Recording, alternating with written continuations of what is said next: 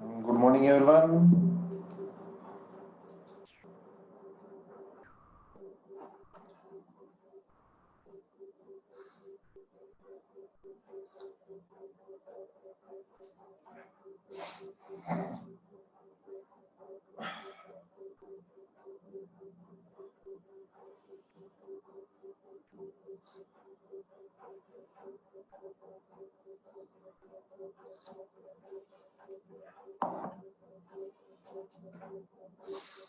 Good morning, everyone. And I think, I hope you people have seen your login details yesterday night around 12 o'clock or 1 o'clock, 1 a.m. means today morning.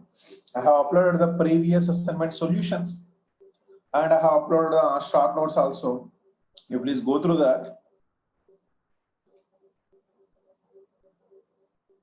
Sorry, you have not shared the proof of minimum void ratio. I won't share because I have given you as an assignment for that. So you please go through some textbooks, then you can find it that proof of minimum void ratio. Yes, chapter number 10 is completed.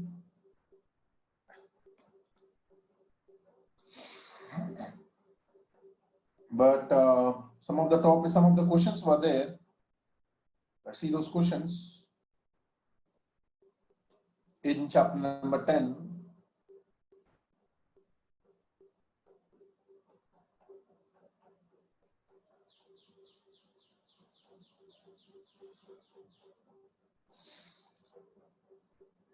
My dear sir, then that contact pressure, so many questions on that. I told you that contact pressure distribution will be discussed at the end of the chapter number 11.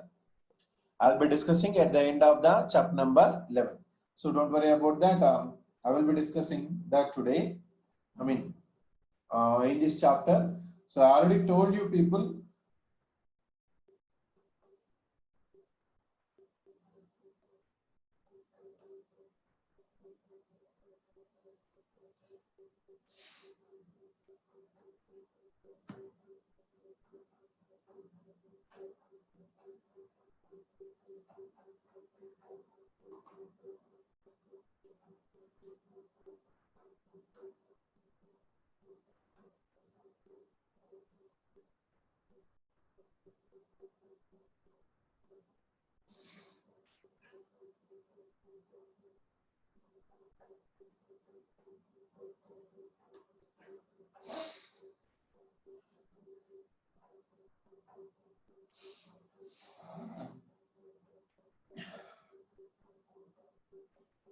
Yes.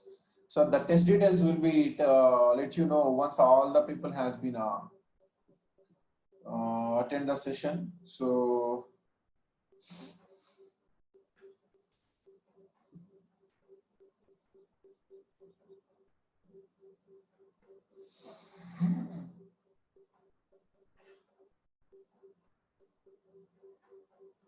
Mr. Rahul, the examination would be around 6 o'clock, so you don't need to worry.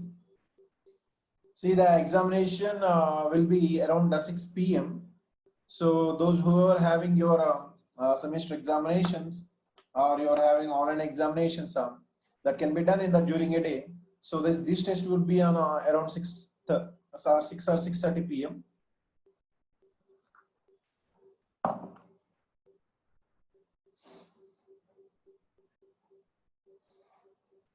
Yes, I am fine, but I have been affected with a little cold. So I'm getting cold. I got cold. And apart from that, I'm completely fine.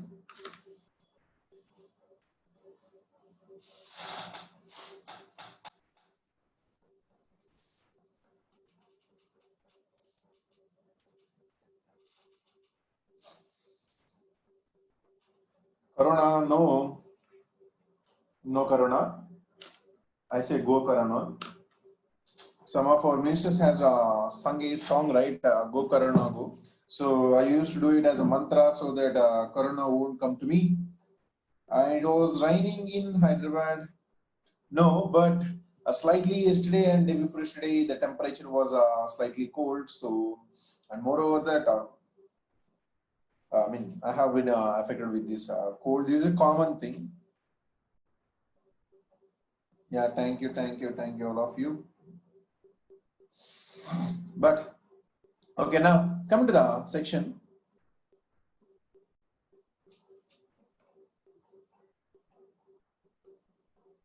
See, yesterday night I have uploaded the assignment solutions. You please look over the solutions. So once you go through these solutions, you will be get to know that assignment solutions chapter means for the chapter number 6. Whatever the questions I have given for chapter number 7, 8, 9, I have provided all the solutions and I upload all those questions. So you see, I have write one point over there. For any question, 80 to 90% solutions lies in question itself. So you please spend more time in understanding and analyzing the question. So just directly don't jump into some equation. Sir, how do I use this equation? No. If you understand the question clearly, then obviously you will be able to solve the answer. So spend more time in understanding the question and look over all the solutions. So wherever you have done some mistake, you please go through those mistakes. And meanwhile, some of the students have mailed me, sir, I'm getting a doubt in some of the question assignment. So that's the reason why I'm attaching all the solutions of the previous assignments. So with this, I gave you all the solutions of chapter number 6, 7, 8, and 9. So you please go through that and you check where you have conducted the mistakes.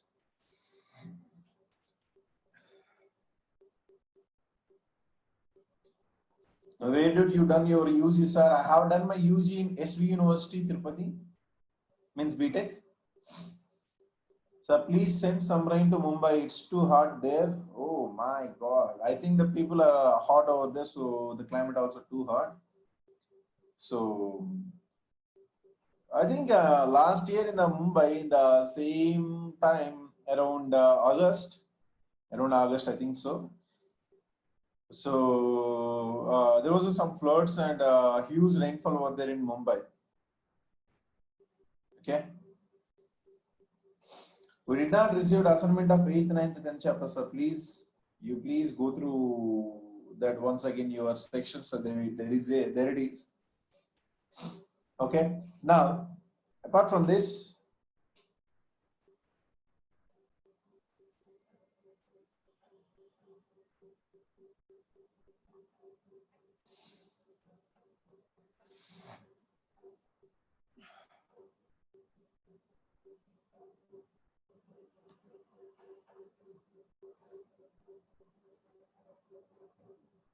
yes.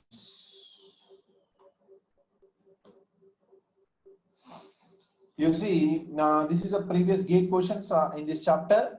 So chapter number 10. So I want to spend a moment over here.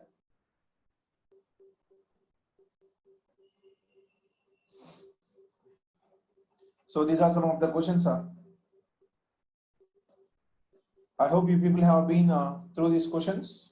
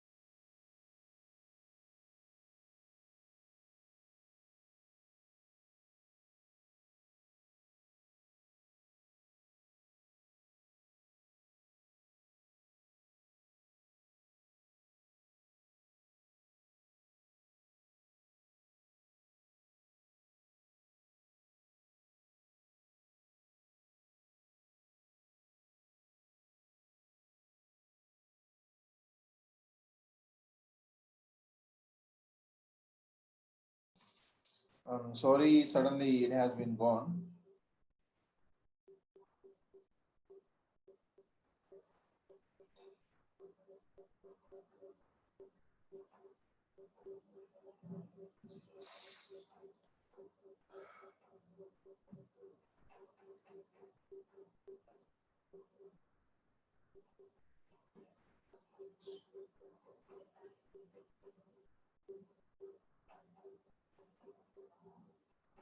Yeah.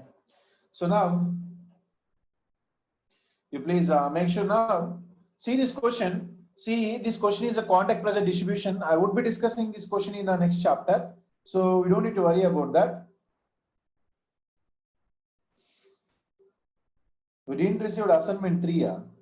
What is the meaning of we didn't receive assignment 3?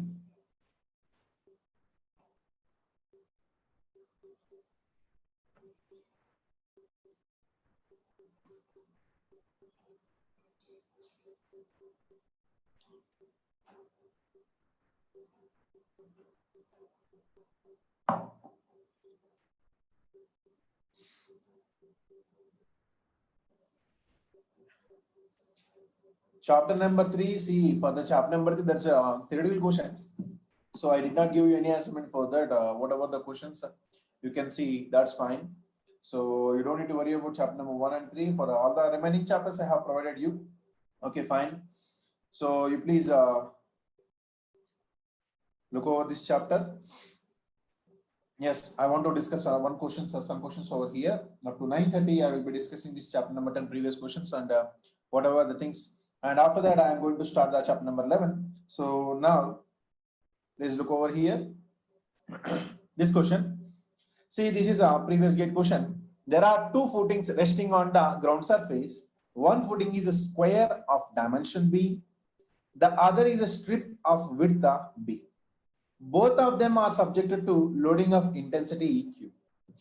The pressure intensity at any depth below the base of footing along the center line would be.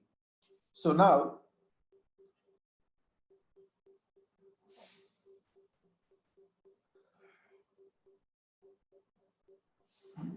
you see, this is a footing.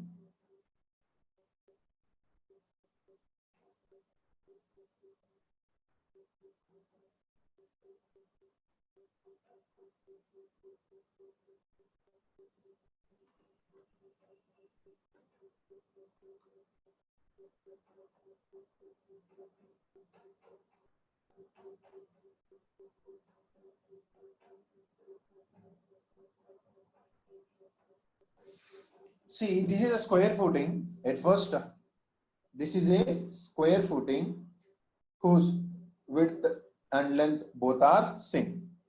Now, coming to the strip. In the case of the strip footing,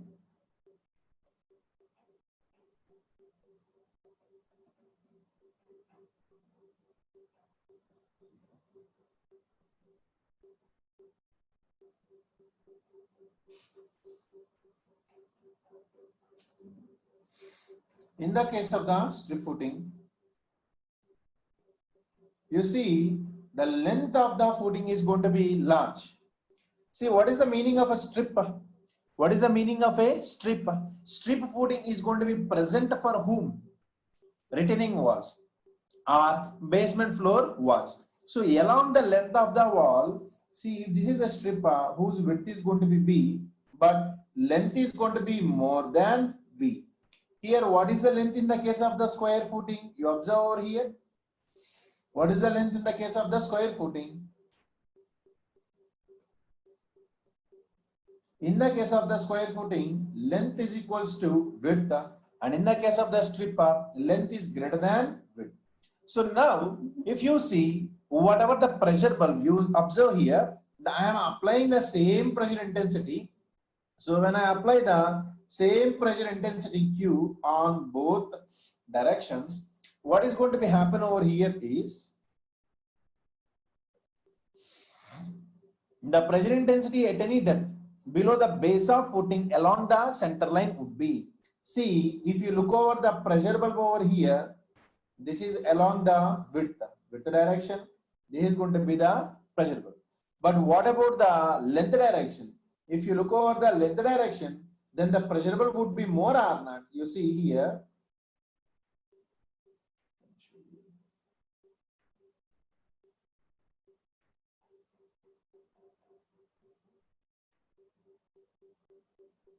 This is going to be the pressure bulb in the case of the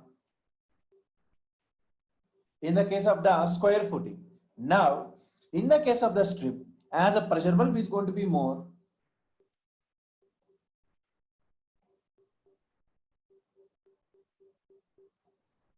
so in strip footing, along length pressure bulb is more. So now when the pressure bulb is more, the pressure intensity at any depth below the base of footing would be large for the strip and small for the square footing. So in strip footing, along the length, the pressure bulb is more. So pressure intensity is more in strip than square. So the larger the pressure bulb, the more the pressure intensity. That's it. So the larger the length, the larger the pressure bulb.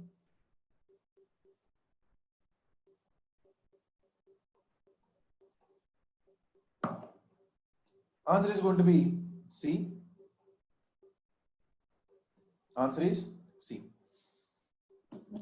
So D is the one, number one.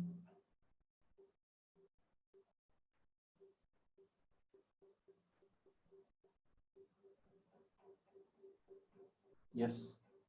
Next. If you have understood this one, now let's go for the next question.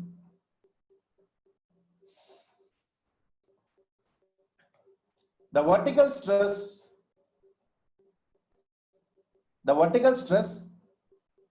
yes. So vertical stress at some depth below the corner of a 2 meter by 3 meter rectangular footing. 2 meter by 3 meter rectangular footing. See, this is a 2 meter by 3 meter rectangular footing. Due to certain load intensity is 100 kilonewton per meter square. So for this one,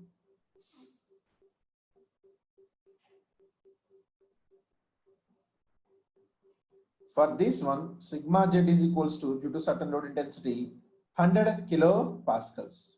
Now, what will be the vertical stress below the center of a 4 meters by 6 meters? So now this is the 4 meters by 6 meters at the center. So I told you this type of question in the classroom also. You can divide this into 4 parts.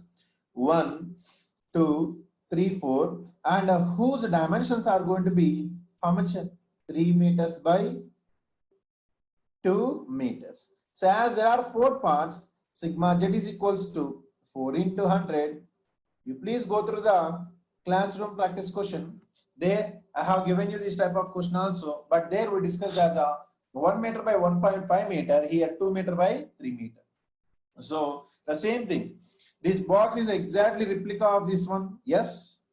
So due to that, what is the answer over here? Answer is D.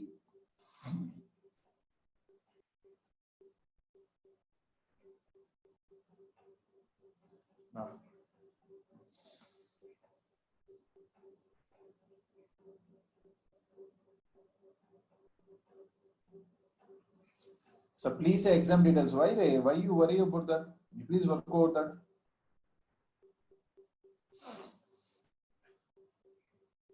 Okay. And now the next one. You see. A concentrated load. What is the load they have given? Concentrated load, which means 500 kilonewtons, is applied on elastic half space. Elastic half space means soil mass. The ratio of increase in vertical stress, vertical normal stress at depths of 2 meter and 4 meter. So they are asking what is the ratio of increase in the normal stress at depths of 2 meters and 4 meters along the point of loading. The meaning of along the point of loading is, if this is a ground level, you applied a load of Q along the point of loading, means this is the along the point of loading. So what is the vertical stress at 2 meters and at 4 meters? So the simple point is, along point of loading, R value is equals to 0. And you know the Bosnis theory. According to Bosnis theory, when R is equals to 0, 3 by 2 pi into Q by Z square. So sigma Z is inversely proportional to Z square. So whatever the sigma Z at 2 meters by sigma Z at 4 meters is equals to inversely proportional, which means 4 by 2 whole square. So answer would be 4 because 2 2's. So answer would be 4. Yes.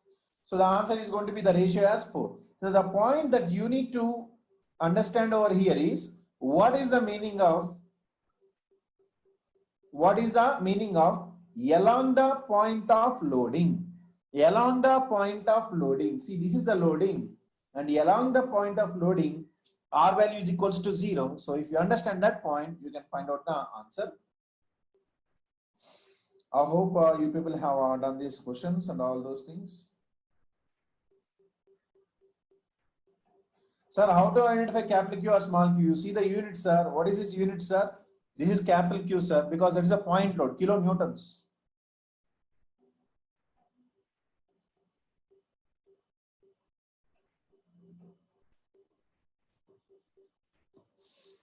Now, similar type of question. This similar type of question that you can solve it. So now you observe over here.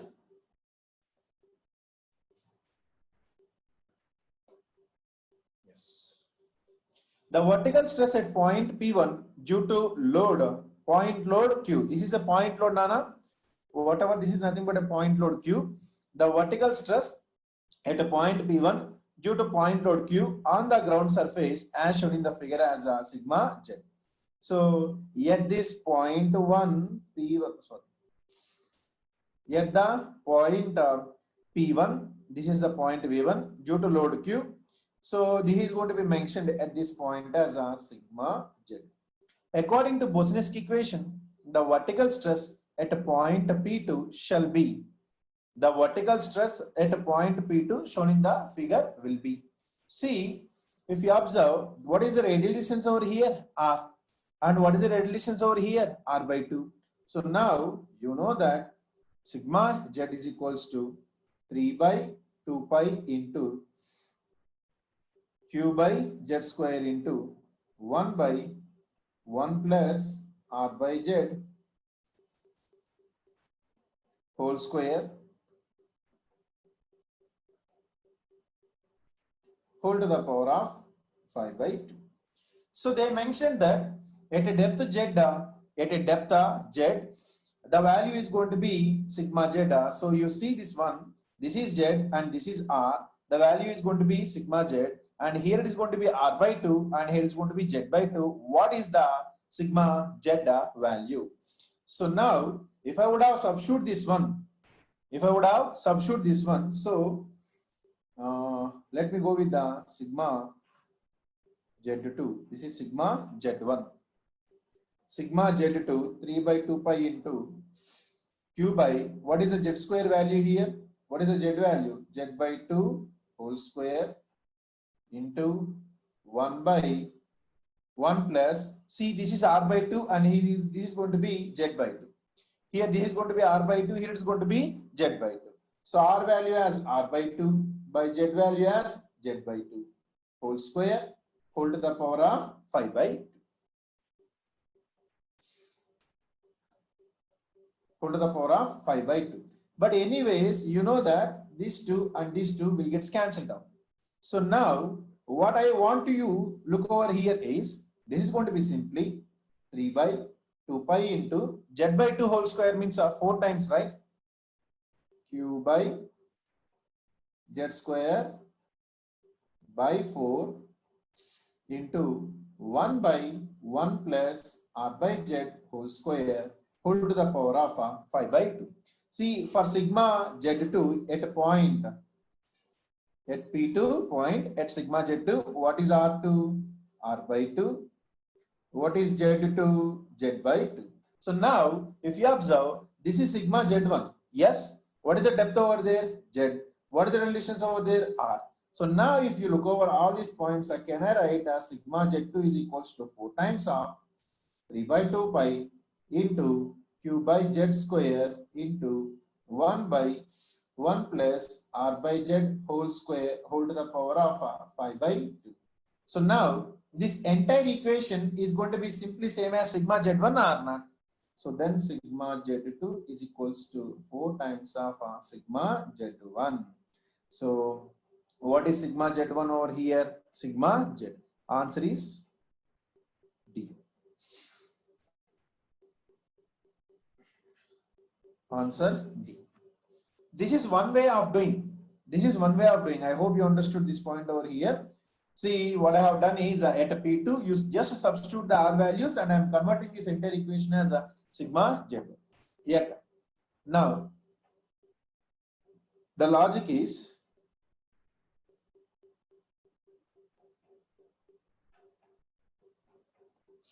logic. Yet P1 R by Z.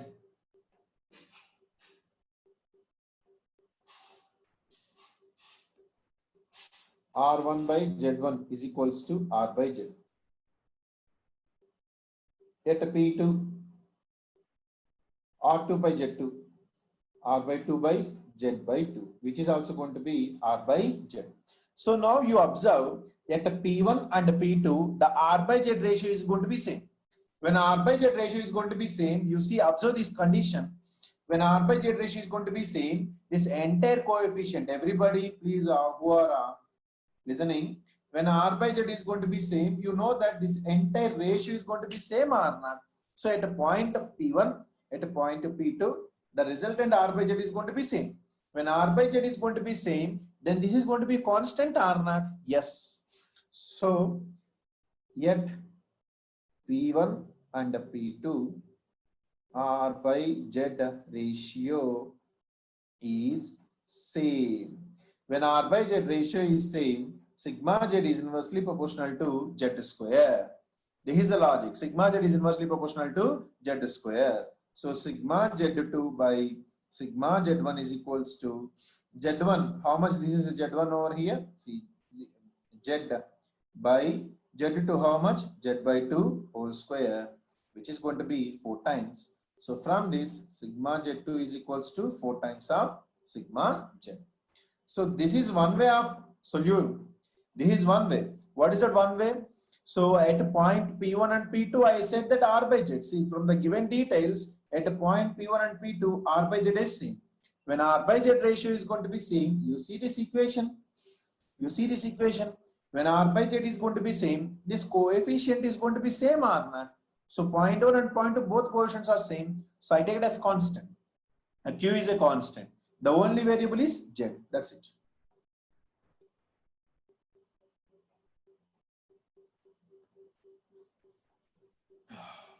I hope you understood this one.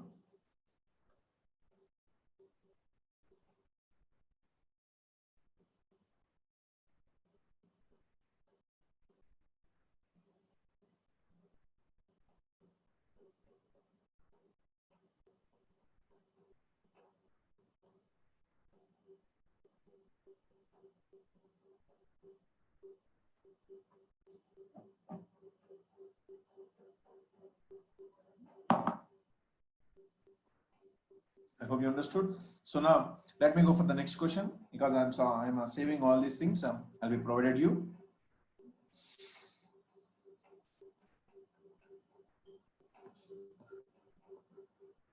Now, this is one of the questions that I have given you or I have been provided you. So observe this question as an example. I have given this type of question for you. But now you see. Consider a square shaped area. See, this is a square shaped area, and mind it, this is a plan view. This is in a plan view. Okay. So this at any point, the load is going to be how much? 5,000 kilonewtons. See, this is a plan view. On the top view, you can see there are four corners A, B, C, D. So on this A, B, C, D, on the ground with its center at M. So this is a center. Now for concentrated vertical loads, 5000 kilonewtons are applied on this area on one at each and every corner. So what is the P? 5000 kilonewtons, and load is same at all the corners. Load is same at all the corners. The vertical stress increment in kilopascals up to 1 decimal place due to these loads at a point at a Z is going to be 5 meters below M. Below M. So there are how many points over here? This sigma Z is equals to sigma Z due to load at A, sigma Z due to load at B, sigma Z due to load at C, sigma Z due to load at D. See, there are 4 points. But now understand clearly, I told you the points exactly in such a way. Remember, at any point they ask, you need to find out the radial distance. What is the meaning of radial distance? From the load to the point at which you are going to find out the vertical stress. So whatever the distance in the direction is going to be the radial distance. Now, this is 4 meters, right? This is 4 meters. For every point, this is going to be the radial distance, except R0. For every point, this is going to be the radial distance. This is also going to be the radial distance. So, as stress to be found out at center, radial distance is same from all the corners. From all the corners. So now can you please tell me what is the radial distance, sir? So what is this total? What is this a total length, sir? 4 meters. Now can I say this is going to be 2 meters? Can I say this is going to be 2 meters? Then what is the diagonal, sir? The diagonal, sir, the diagonal over here, R is equals to square root of 2 square plus 2 square.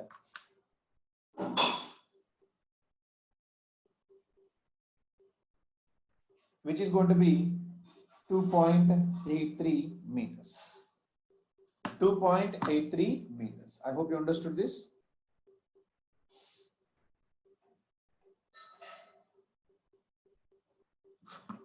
So 2.83 meters, which means sigma ZA is equals to sigma ZB is equals to sigma ZC is equals to sigma ZD.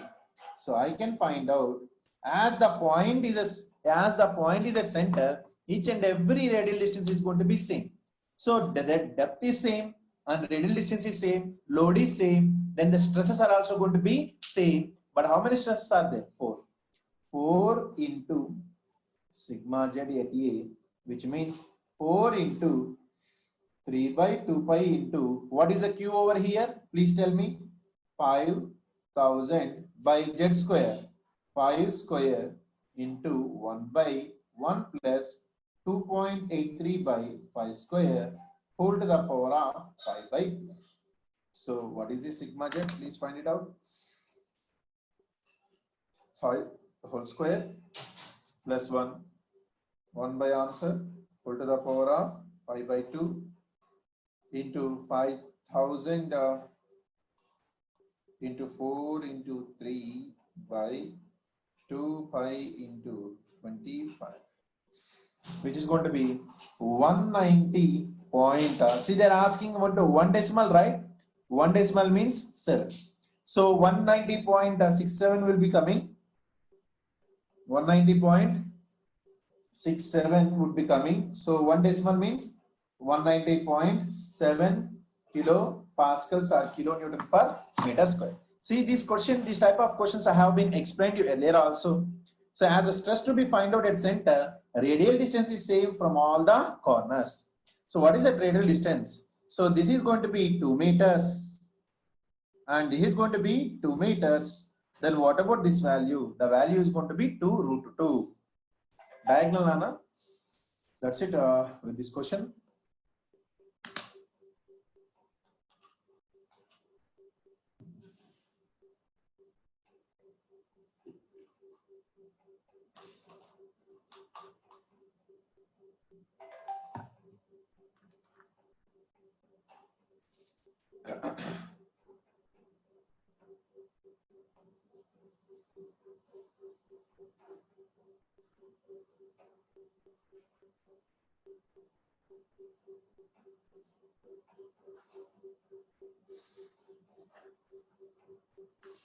Whatever the given answer is also, I will be letting know you.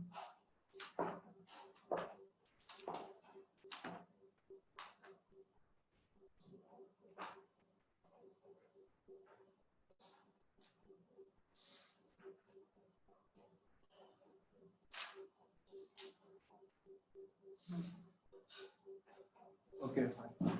Yeah, you can get this one. See, if you take this as a 2.828, see, you take it as a 2.828, then you will be ending the answers as 190.84, I think so. So you can take it as 190.8 kilonewton per meter square. So I have done a, see, when means you need to look over one point over here. The point is, when you are solving, if they ask 1 decimal or 2 decimal, don't take these as 2 decimals or 1 decimals. You just take up to 3 decimals. You just take up to 3 decimals. So earlier I took it as a 2 decimals, so 2.83. That's the reason why I got 190.67 something else. So now that's about this question. Next question.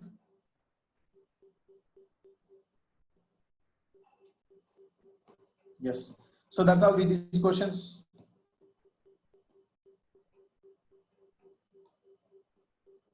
Now,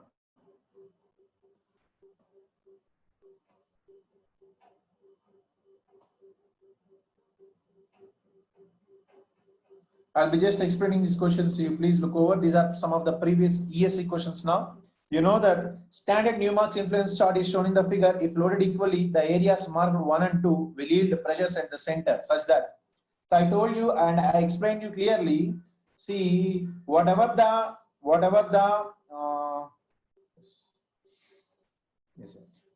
sector it is, whether it is near or far, each sector has the same stress at center. So sector 1 and sector 2 yields the same. So answer is going to be C. Sector 1 and 2 yields same stress yet center.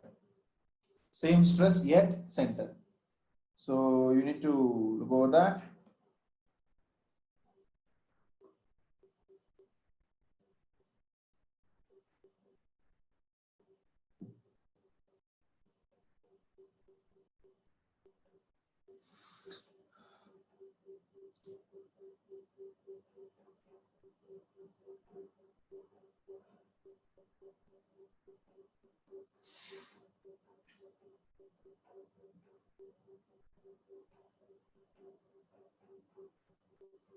They ask for incremental value. No. What is the incremental value? What is the incremental value I have?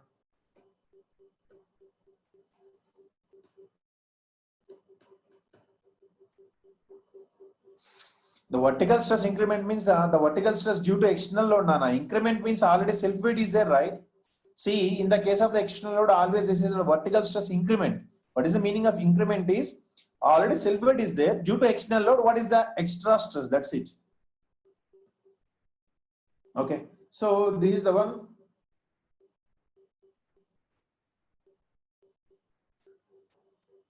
Now.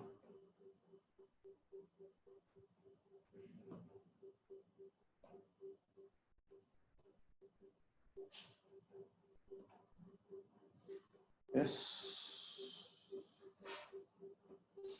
You go for the next one. For a vertical concentrated load acting on the soil of a semi-infinite elastic soil mass, the vertical normal stress at a depth z is proportional to vertically concentrated load acting on the surface of semi-infinite. The vertical normal stress sigma z at a depth z is proportional to, you know that sigma z is inversely proportional to z square, because sigma z is 3 by 2 pi into q by z square, something coefficient. So sigma z is inversely proportional to z square. Now this question is very important question, very good question also. Now you please answer this one. Please look over this question. Yes. When with a vertical point load, on the surface, when considering the vertical plane passing through the load, the stress gets reduced by 52.3%. With a vertical point load on the surface, when considering the vertical plane passing through the load, which means, you see, this is a ground level, this is a point load on the surface, when considering the vertical plane through the load, so the stress gets reduced by 52.3% at a depth of, at a depth of 0. At a depth of, they are asking at a depth of. Now let's see. So at some depth of z, at this point, the sigma z, the stress gets reduced by 0. See, when the stress is going to be reduced by 0. Stress reduced by 52.3% means stress at the depth, a remaining stress is 40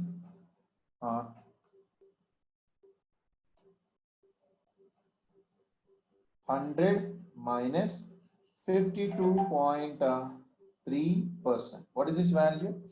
So 47.7% of load Q.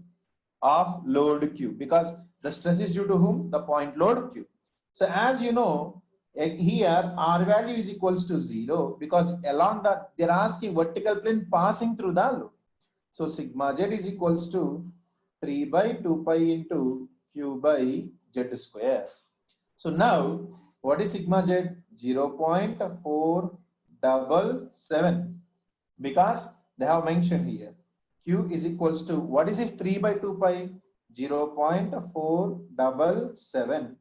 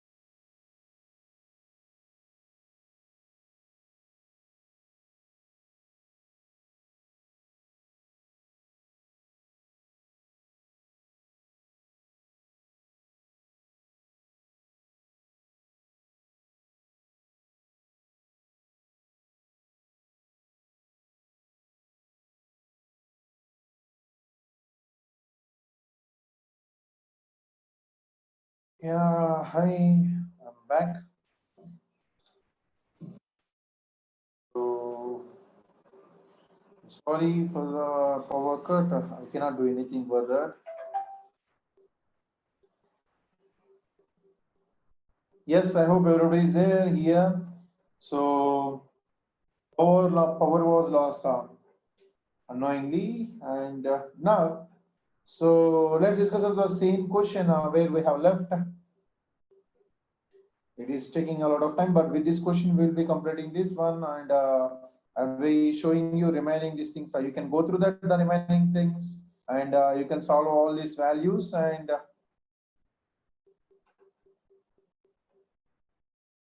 so now, yes, here is the one question that I want to discuss here. Please have a look. So as I told you already, the point load and along the action, let's take Z. At this point, vertical stress is 47.7% of Q as 52.3% reduced, which means here R is equals to 0, then sigma Z is equals to 3 by 2 pi into Q by Z square. We know that 3 by 2 pi means 4.77 into Q by Z square. So what is sigma Z over here? 0.477 into Q. 0.477 into Q. So now from this, I can write this one and this one gets cancelled. Then Z square is equals to 1. Then what is Z value? 1 meter. So due to this point load Q, by the time it reaches a depth of 1 meter, the stress is going to be reduced by 52.3% of its initial. So what is the length over here? D. Answer is D.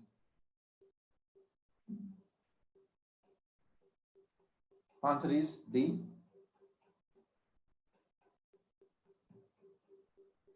Sir inverter नहीं है रा भाई मेरा मेरा घर में inverter नहीं है सो इसलिए तो थोड़ा पावर कट आया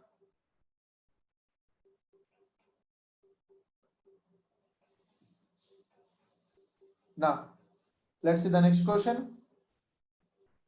Yes, see, you please go through this question. See, this is the question that I'll be discussing again in chapter number 11, so don't worry about that. There are a lot of questions in contact pressure distribution, but I know exactly when you can understand these things. So that's the reason why at the end of the consolidation, I'm going to discuss these things to you.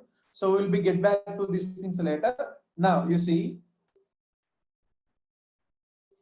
sir, 52.3% got reduced. Why can't we take it as 0.523? Arey bhaiya, see 52.3% loss means how much remaining over there? Then sir, then for any value answer would be 1. Yes. See that for that reduction, it is going to be 1.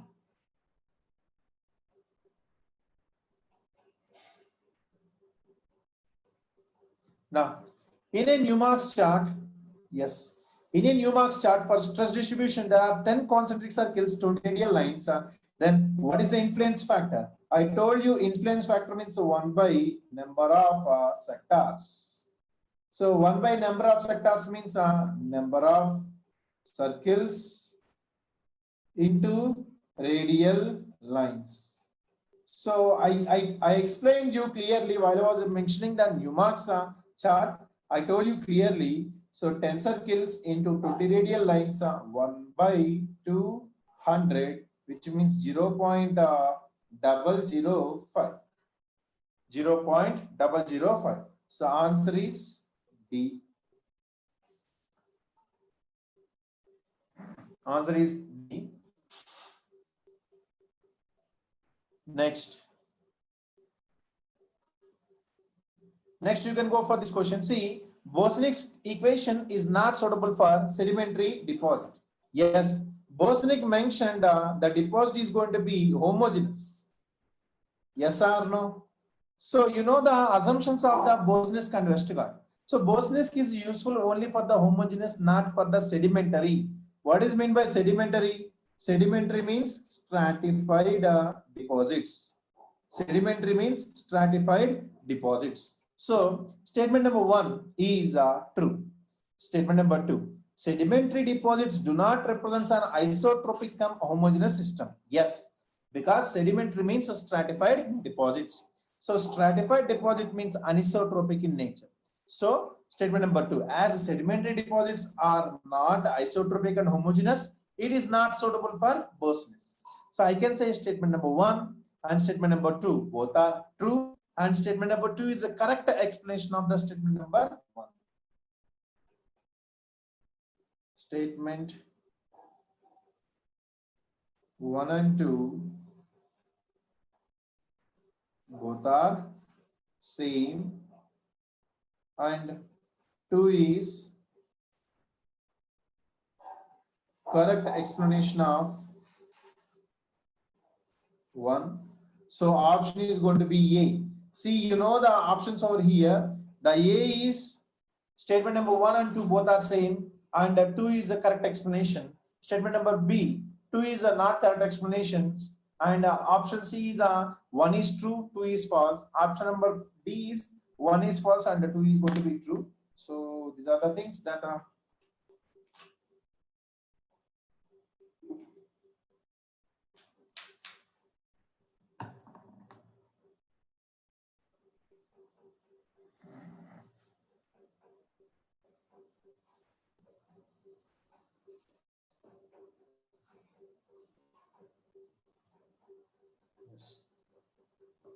Now, which of the following statements are correct?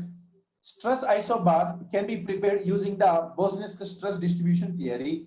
Yes. So isobars are going to be prepared by using the Bosnian stress distribution theory. Equivalent point load method yields accurate results. Yes. So what is the meaning of equivalent point load? Equivalent point load means dividing whole loaded area into small parts, I can write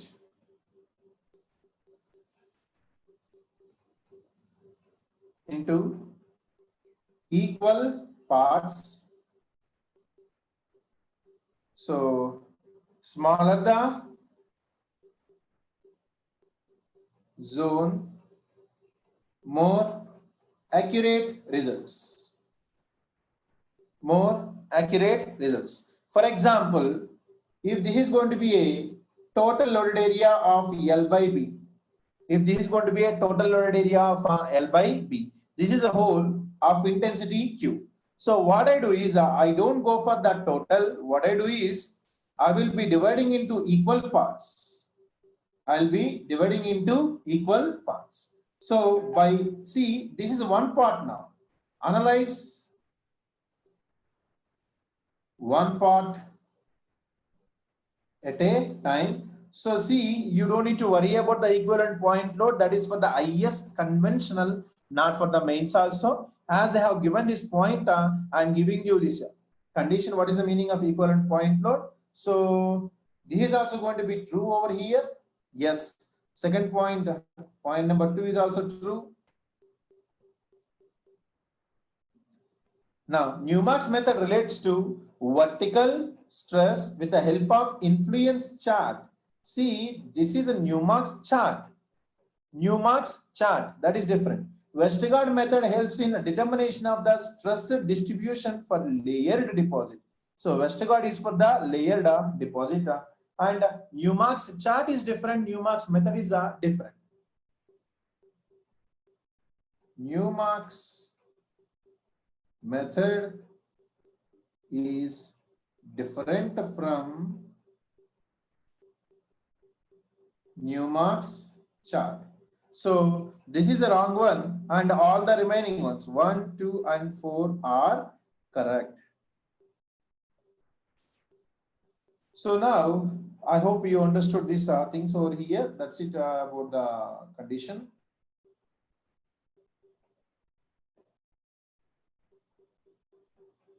And I don't want you to go for the next questions. Whatever the remaining questions, I hope you can solve those questions. So that's all with this chapter.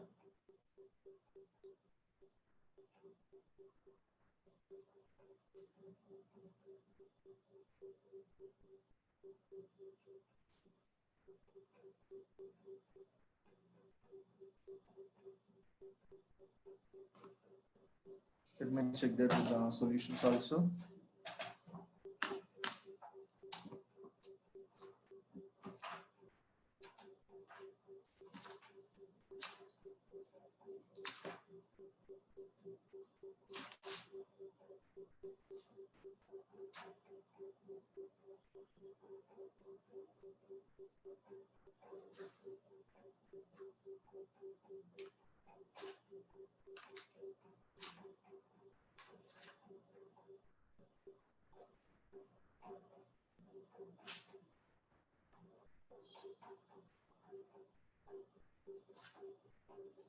Okay, fine. So sorry, over here one point I missed over here.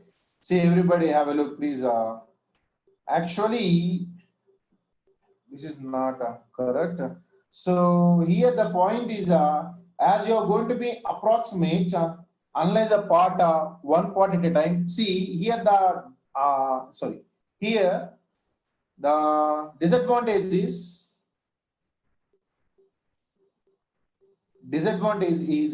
we never know how many number of parts are there. See, I said you into equal parts, but I did not told you how many number of total parts over there. So the disadvantage is not knowing how to divide equal parts. See, some person may divide into 2 parts or 4 parts or 8 parts or 6 parts or some 10 parts. So as you divide different parts, then the area is going, the results are going to be approximate. I'm sorry, so this one is not accurate. This is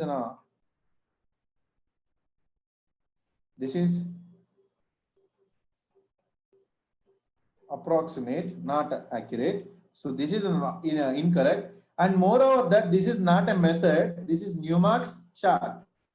Newmark's chart relates the vertical stress with the help of the influence chart. So from the given options, the answers are going to be 1, 3, and 4 are correct. So this is not Newmark's method, this is Newmark's chart. Relates the vertical. So see, equivalent point cloud method yields accurate results. No, it yields approximate results.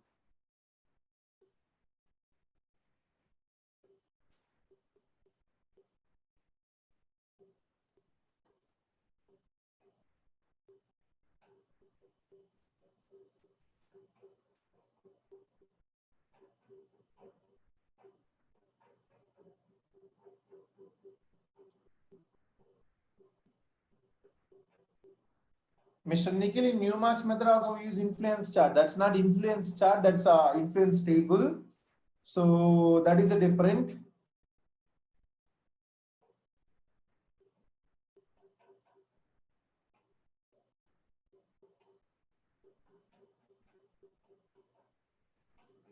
Please provide one example for equivalent point load. You saw you don't know. I mean, you don't want to go for the equivalent point load, so don't worry about that. Now, which method is accurate to find the vertical stresses? See, Bosnisk theory is going to be accurate for finding the stresses, number one, and next one is based upon the type of loading. So whatever the type of loading, mostly we go for the approximate method, 2 vertical to 1 horizontal distribution. So for that method, we will be seeing in chapter number 11. I'll be explaining you.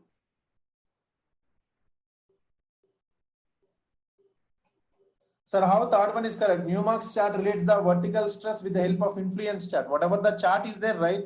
Newmark's chart consists of circles, radial lines. That Newmark's chart depends upon that influence chart only.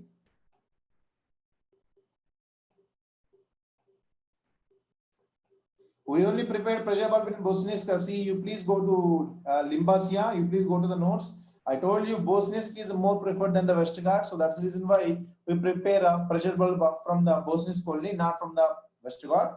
So that's how it is chapter. It's been a long time taking up. Now, let's go to the next topic.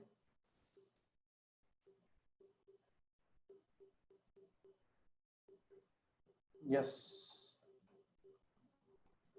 Tomorrow, the examination will be conducted at 6:30 p.m.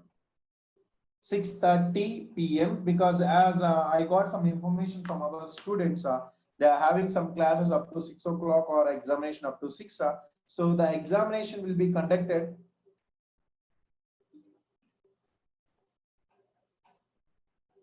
at 6:30 p.m.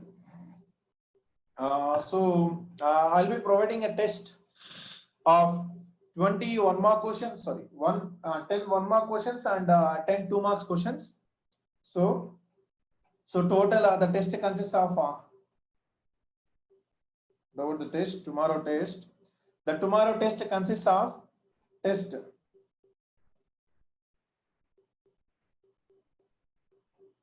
Tuesday 6:30 p.m. Total 30 marks, 10 1 mark, 10 2 mark. So 20 questions, and time is going to be 1.5 hours.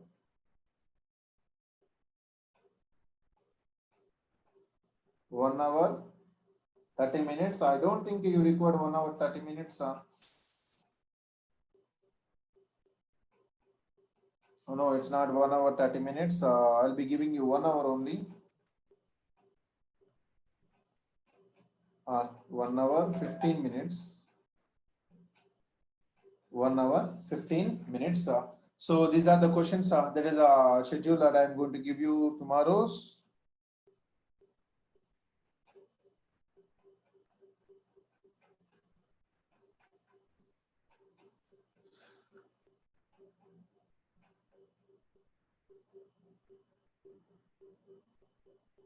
Yes, negative marking would be there.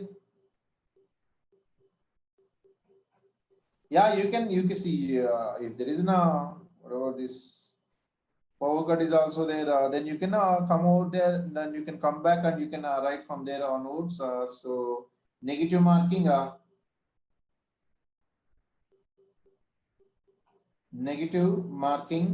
for 1 mark 0.33, for 2 mark 0.67.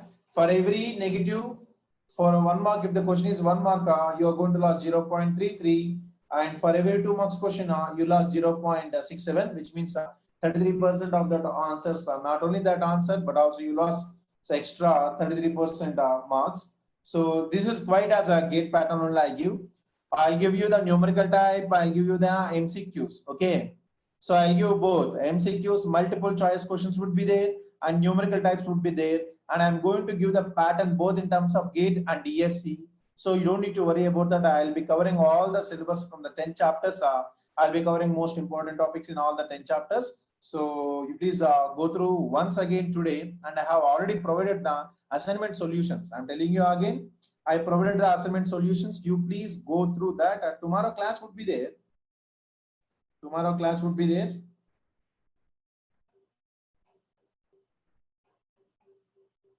Calculator, virtual calculator, as of now, I mean, the virtual, see, in the test series, a virtual calculator would be there. You please go through that. A virtual calculator would be there.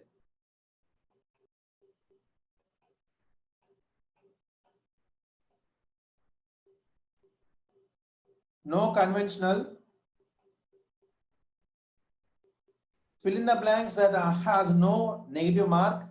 Whatever the numericals I'm going to give you, numericals does not have negative mark. Only MCQs has a negative mark. And how come we access the test? That that will be known to you by tomorrow.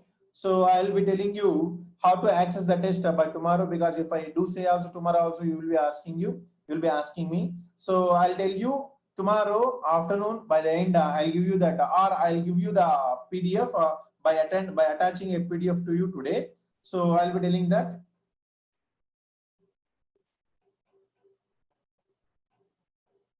How to access the test, I'll be telling you. I'll be giving you the brief procedure at the end.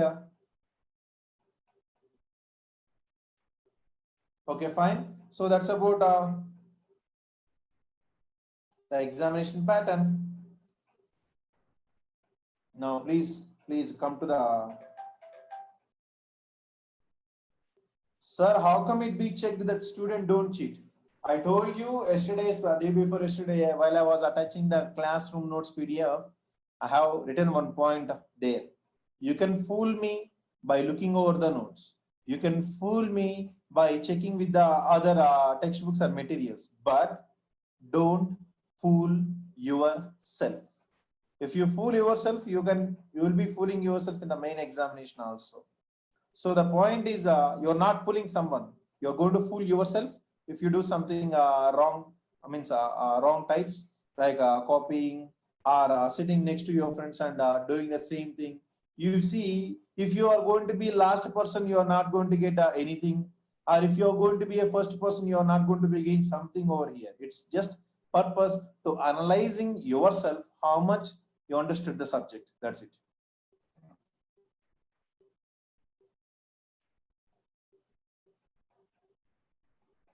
It's just like online test series only. It's is the test a part of test series? No, but it is the same as the online test series. Now let's see next chapter. Next chapter is, keep it as compressibility, not a consolidation. So I'm going to discuss at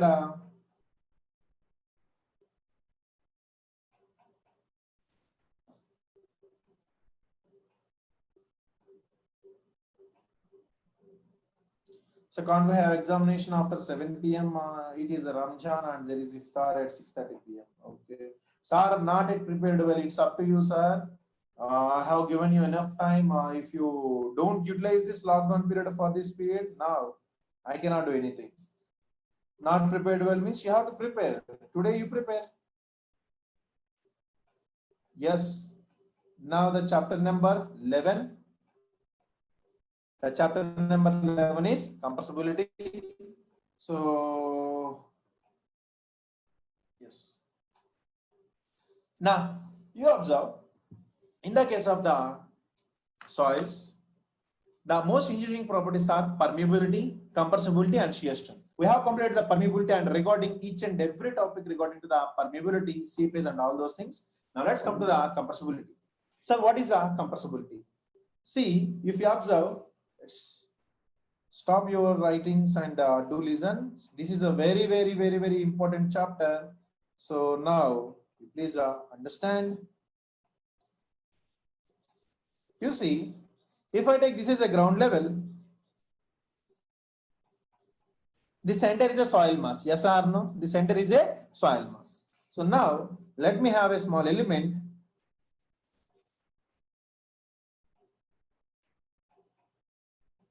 Let me have a small element over here. See, this is a soil element. And let's take the thickness of this soil element as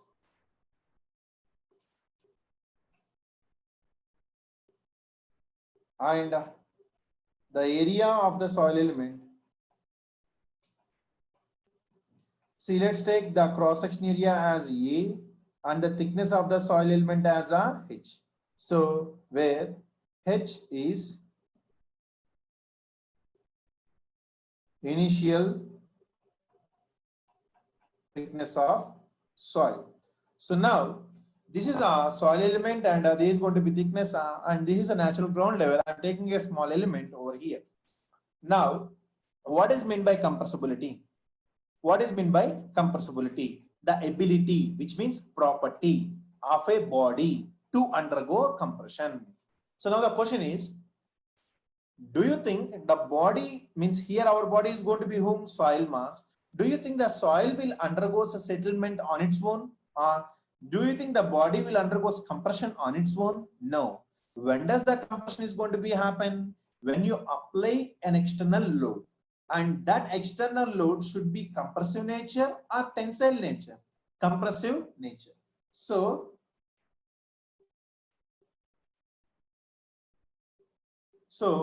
now when you apply an external load, and that too, whatever the loads, you know that our structural loads are, this is a structure where I am here, this building is a structure, and this load is a compressive load or tensile load? Compressive load. So this is an external compressive load. Due to this load, soil will undergo compression.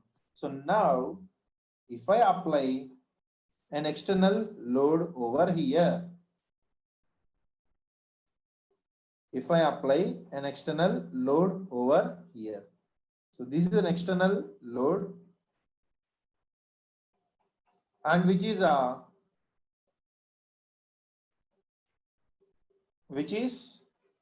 going to be compressive in nature. Now slowly this soil element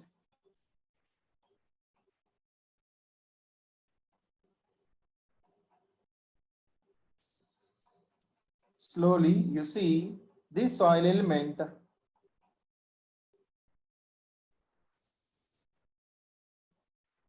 will changes its dimensions like this. I hope you understood what I have drawn over here. See, initially this is the part. Now due to this load, the ground level is going to be subsided in the vertical direction. And now you see whatever this reduction in this vertical direction is known as a settlement. See, this is initial 1 and this is the final 2.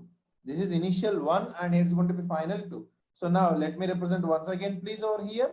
So if you observe, yes, if you observe,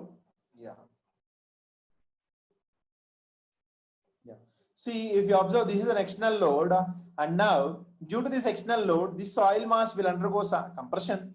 This soil mass will undergo compression. So after the compression, now the body would be looking like this. So looking like this, looking like this, looking like this. And whatever this change here is nothing but whatever the change in the thickness is going to be, this thickness change is, so let me take it as delta H, and this is known as a settlement.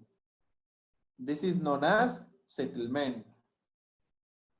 Whatever, this is nothing but the settlement. So now you see the silent features over here. What we need to consider here is, you observe, see, along the loading direction, this loading direction is going to be longitudinal direction. Means loading, and this direction is going to be lateral direction. This is going to be lateral direction. Yes. So now if you observe, as a soil mass is going to see whatever this loading direction, see, I am applying the loading direction in the vertical direction, which means this is the longitudinal direction and this is the lateral directions. So now what happens over here is, at first you observe, as soil mass is infinitely semi-large. So first, what is the compressibility definition? The ability or property of a soil that can undergo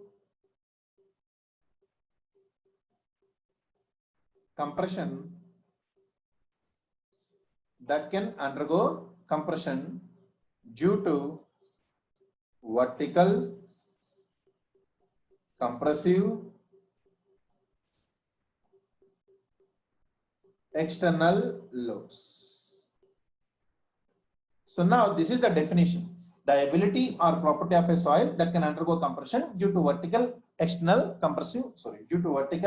compressive external loads. Okay, and now you observe over here. So when you apply the load along the longitudinal direction, there is a deformation.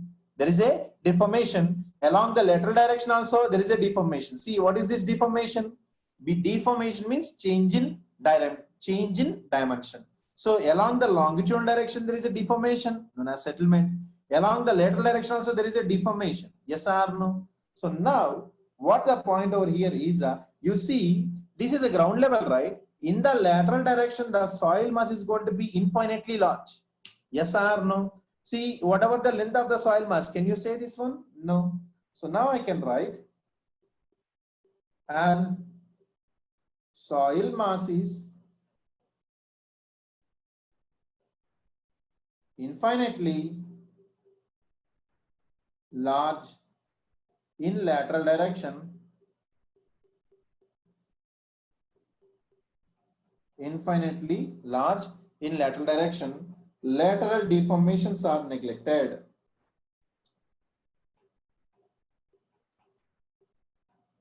Lateral deformations are neglected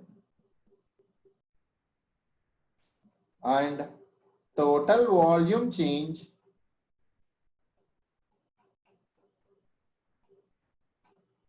is due to longitudinal deformation only.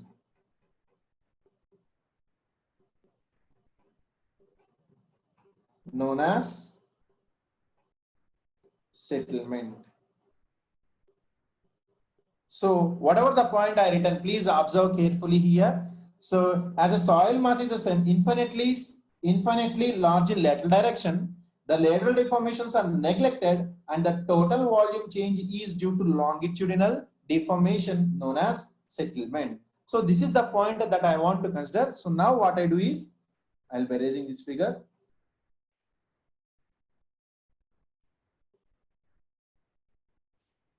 Please observe carefully. Yes. So I'll be erasing the figure, and now I have written that in such a way you observe carefully.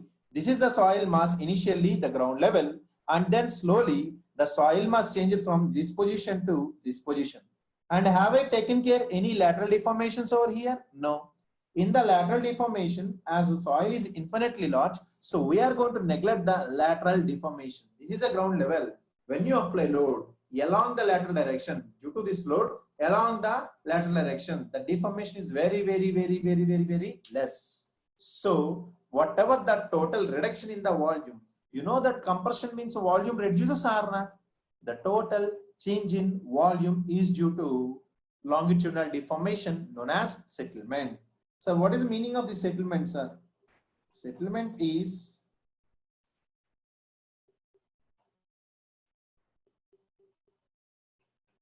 gradual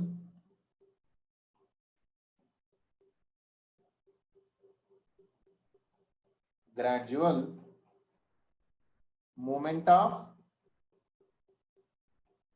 or I can write a gradual downward movement of structure due to compression in soil. Due to compression in soil. Okay. So now I can say these points over here. I hope you understood what is the meaning of longitudinal direction and lateral directions. These are the lateral directions. So the longitudinal direction is going to be loading direction. Now you observe over here. So the point I want to mention here, please.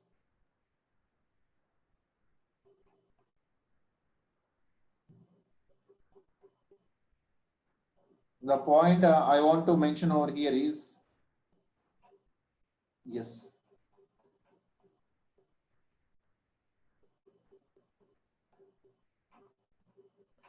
Yeah. So settlement is a gradual downward movement, and the point happens over here is we need to know whatever the reduction in volume is due to whom. See, there is a reduction in volume that is known as a settlement. So now from the earlier chapters, we know that whenever there is a change in volume, I have given you use a relation V directly proportional to E. Sorry, V directly proportional to 1 plus C. I hope you remember this equation, V directly proportional to 1 plus C. So if you have remembered this equation,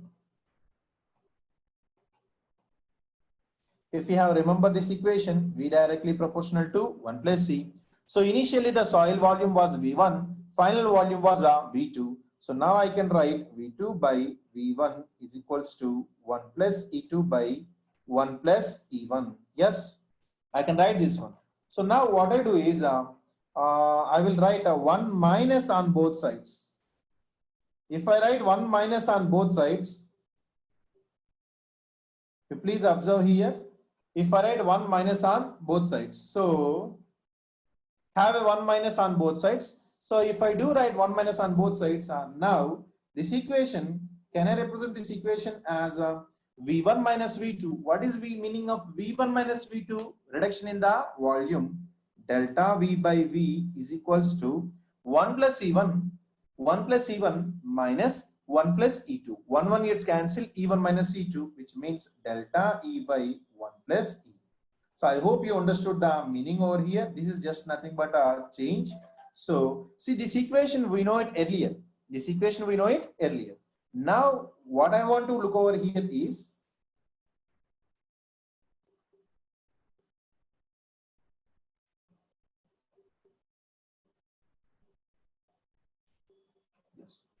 as we know here, this V is going to be directly proportional to H, which means thickness of the soil. Because just now I said that total volume change is due to longitudinal deformation known as settlement.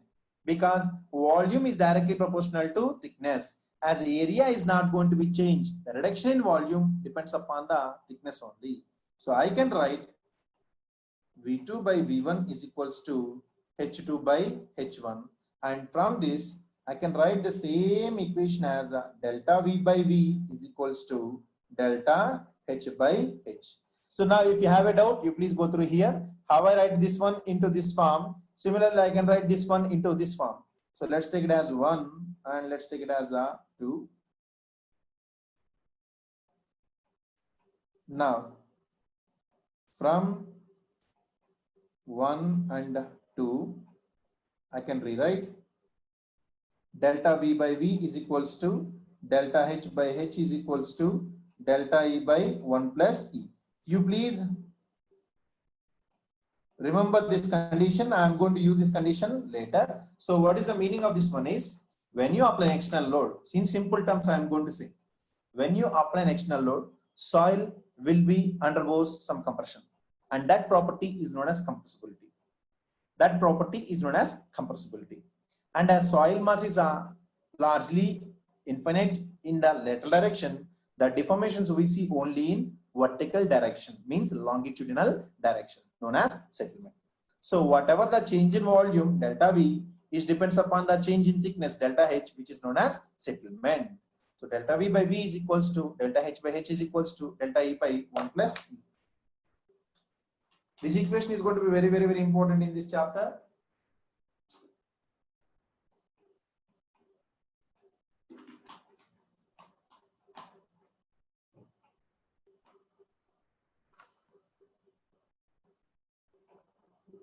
I know, people will ask the same question. Sir, how V directly proportional to H, sir? Sir, what is volumes are here? I know this type of questions can be asked. Sir, what is the volume of these elements are here? A into H, sir. What is the volume over here? A into H. And what is the meaning of these lateral deformations are neglected, sir? What is the meaning of lateral deformations are neglected, sir? Lateral direction. I show you lateral direction, area is going to be constant. Because lateral deformations are neglected. When area is going to be constant, volume is directly proportional to thickness. So, in reality, as a lateral direction, soil mass is very, very large. We neglect those in reality. So now, I want to look over how the volume is going to be reduced. Volume of soil reduces due to? What are the points or what are the reasons for this one?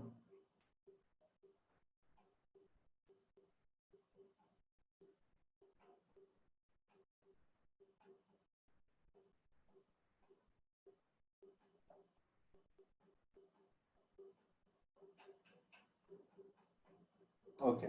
So what are the reasons for the reduction in the volume? Now, you yourself will say, you know that, see from the topics of the chapter number 2, I'm going to say, okay, now you can ask me, Arey sir, if I apply load, then volume decreases. Okay, when volume decreases, the volume decreases in longitudinal deformation. I can understand that only. But how come the volume is going to be decreases, sir? Who is responsible for the decrease in volume, sir? Sir, when I apply load, why the volume is going to be decreases, sir? So now you tell me, sir, the soil mass consists of whom? Solids and voids. Solids and voids. Now, whenever the volume decreases, who is going to be decreases?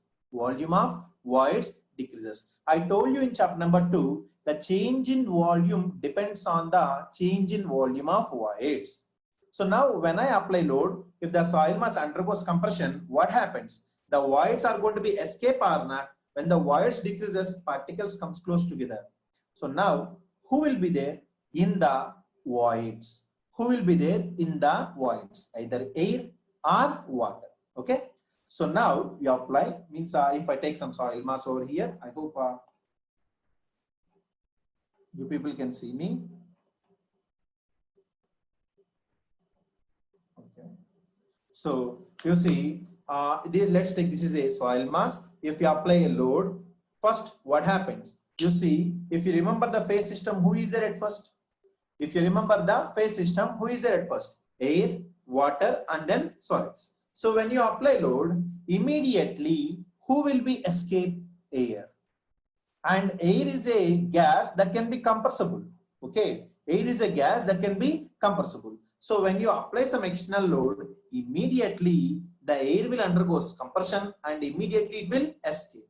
So now when the air will undergo compression and escape, definitely some portion of the void will decrease or not? Yes. When the void decreases, volume is also going to be decreases. For example, if you take a partially saturated soil, for example, if you take a partially saturated soil, what is the meaning of partially saturated? In the voids, some portion are filled with water and some portion are filled with air. So now when you apply external load, whatever the voids, whatever the air present in the air, first it undergoes compression and it will directly remove. So number 1, compression and expulsion of air. Compression and expulsion of air. So now you tell me, there are 3 components. One is the solids, water, air. So when you apply load, at first air will compress and escape. Now who will be there in the voids? The second one is going to be water. Okay. Now coming to the water. Does water undergoes compression? I'm asking you, does water undergoes compression? No, because water is incompressible. Water is incompressible. Sir, then how does the volume will decrease, sir? Sir, if the water cannot be compressed, then what happens, sir? Then that water should has to dissipate or expel out or not? Yes or no? The dissipation or expulsion of water now. See, water cannot be compressed. It can be only undergoes expulsion. And now you tell me, while the water is going out, it depends upon the permeability of the soil or not. What is meant by permeability? The ability of the soil mass to permit water to flow through it, whether it is going to be coming in or coming out. So when I apply external load, at first the air will be compressed and escape. Then who will be there? Water. Water will not undergo any compression. But if the water escapes out, then the volume will decreases. So second one is expulsion of pore water. And sir, if air gone and water is also gone, then who will be remaining, sir? Solids. Yes or no? Are Baba, when the voids are going to be decreases, these particles are going to be slowly orient themselves or not? The third reason is going to be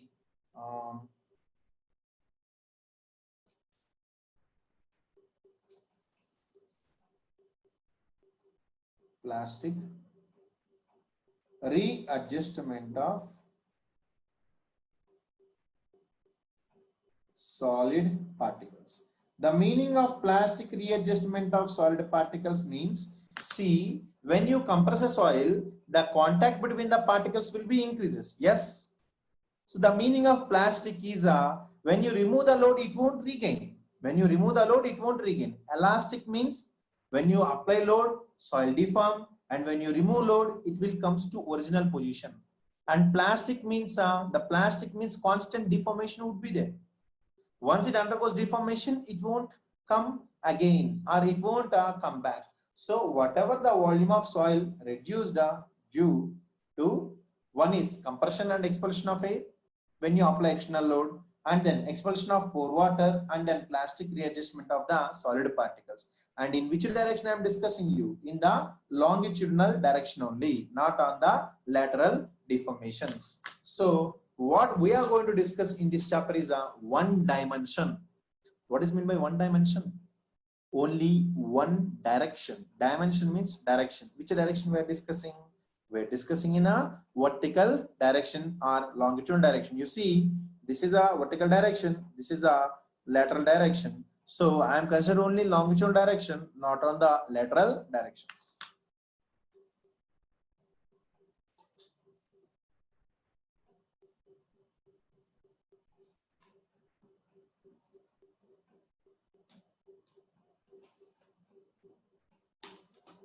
Now,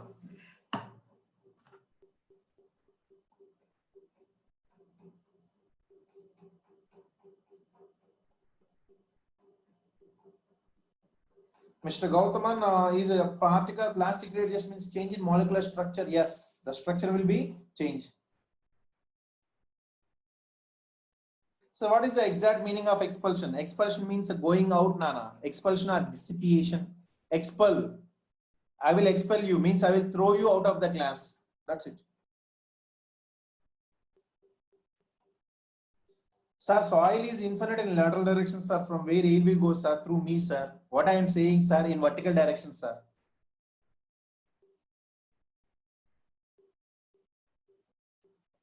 Sir, can only pore water expulsion takes place without expulsion of air? No. First of all, air will escape. First of all, air will escape, then only the water will escape. So don't think, see, out of the three, air, water, solids, which is going to be the denser one? Solids. Which is going to be the lighter one? Air. The lighter particles will escape easily.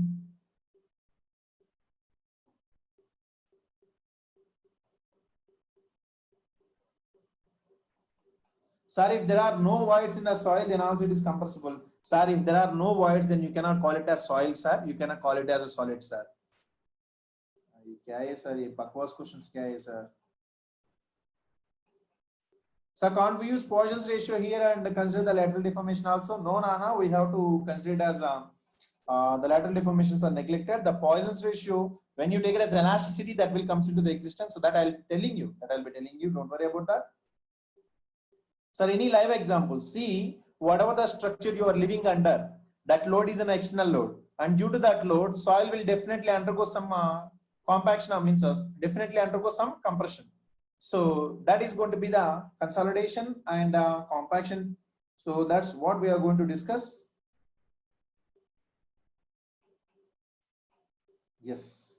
Now let's see some of the things that some of our students are asking, sir. Then what is compaction and compression, so consolidation? So now, as you know, the volume of soil is reduced due to compression and expulsion of air, expulsion of pore water, and the process of reducing this volume is known as compaction and consolidation. See, what is meant by compressibility? The ability or a property of soil that can undergo compression. due to vertical external load. Now, whatever the process is there, right? Whatever the process, so how much time it takes and which is going to be responsible, that process are known as compaction and consolidation. Compressibility is a property, whereas compaction is a process to attain that compression. So now let's see what is this meaning of this compaction or compression.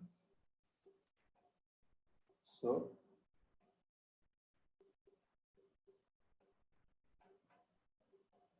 compression process.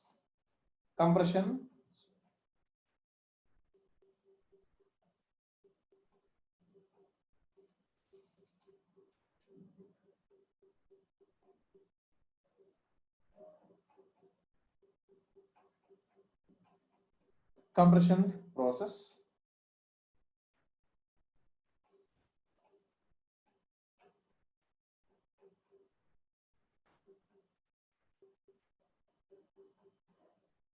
Mr. Vinay sir, you consider solids volume and weight is constant in previous chapter, but you consider the here change. I did not change the volume of the solids. I changed, see when the particle orientation is going to be changed, yes, there is a total change in the volume, not change in the volume of solids. I'll give you one example, best example, don't worry. Have a wait, wait for a moment.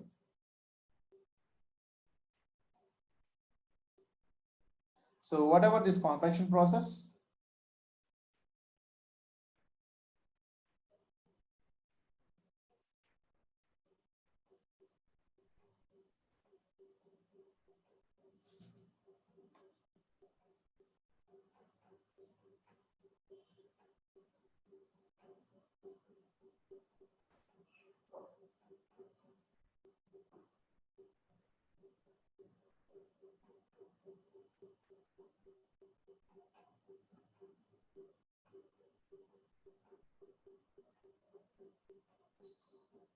now.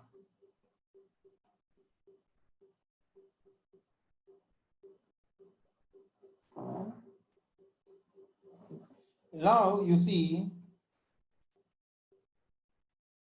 whatever this is the compression process. Compression means compression, reduction in volume, and that reduction in volume, the volume is going to be reduced due to any one of these reasons. These are the reasons. These are the reasons. So these are reasons. These are the reasons. Now, whatever the process are known as a compaction and consolidation. Compaction and consolidation. So what is meant by compaction, sir? The compaction means the process of reducing the volume. The process of reducing the any soil can reduce its volume, and that process is known as a compression process. And the property, see, my property, if I am a soil mass, my property to undergo compression is known as compressibility. But can I undergo compression on its own? No. The compression will undergo if you apply some external load only, right? And that process of application of the load to reduce the volume is known as a compression process. And when do you say it as compaction and when do you say it as a consolidation, sir? See, first one, the compression and expulsion of air. When do you say compaction, sir? The compaction means process of reduction in volume due to process of reduction in volume due to compression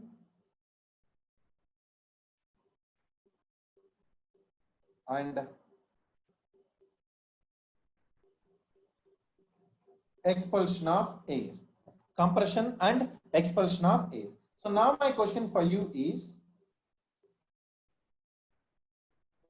look, see, whatever the process I consider only the expulsion of air, such a process is known as a compaction. You know that out of the three components, solid, water, air, this air is going to be easily escape. And does it takes long time or does it takes less time? It is going to be take less time because the density of air is very, very less. When the density of air is less, then the time it takes to escape is going to be very less. So can I say this compaction is a short-term process? Because it happens with a very less time. And moreover that, see, I hope you have seen the compaction now, while at the end of the construction of roads, so people used to roll a big rollers over the sides so that to compact the soil mass. Or people are going to use some compactors to compact. Is it a static loading or dynamic loading? Dynamic. See, dynamic means moving load. Static means once you keep the load, it will be there forever. Our structure, our external load, see whatever the structure, right? This structure is a, whatever the structure I am saying, this is a static load. And are you going to lift this structure and apply continuously? No. See, this is a short-term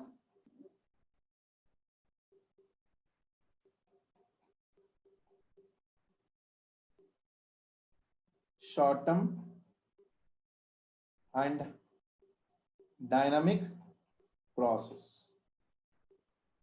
Sir, what is the advantage of this one, sir? To improve strength of soil in embankments, earth dams, and some loose soils before construction on it. Before construction on it. For example, you see, you have a land, you have a site, and you know that soil has a loose soil mass. When the loose soil mass is there, think and say, when the loose is going to be there, what is the meaning of loosest state? Voids are more. Volume is more. If you directly construct your structure on such a type of soils, so definitely when the voids are more, if you construct your structure, then the soil will undergo more compression. When the soil will undergo more compression, see what is this compression I am representing you? Settlement, right? If the soil is going to be loose, then it undergoes more compression, more settlement. So do you want more settlement? What is the meaning of settlement? Gradual movement of the structure due to compression. So if you construct your structure on the loosest soil mass, compression would be more and the structure will move downward more, settlement is going to be more. So then what I do, sir? So the basic and the fundamental soil stabilization we do is a compaction, sir. Sir, we take some compactors, sir. There are some compactors and we discuss those compactors in the next chapter, chapter number 12, compaction. So there are some compactors, sir. And by using those compactors, sir, I will compact, sir. When I compact, sir, air will go, sir. When air will go, sir, volume will decrease, sir. Then soil mass will attain some density or not? Yes. Well, the soil is going to be dense. Now you construct your actual structure.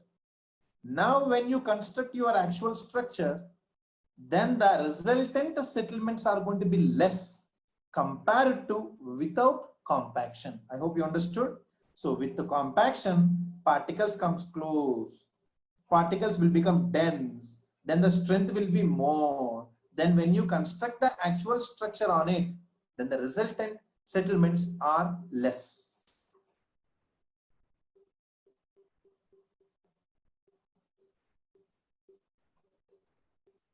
So now one more question is,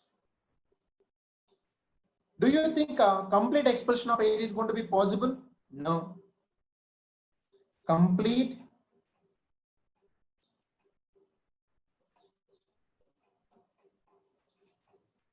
expulsion of air is not possible, which means air content cannot be 0, which means degree of saturation cannot be 100%.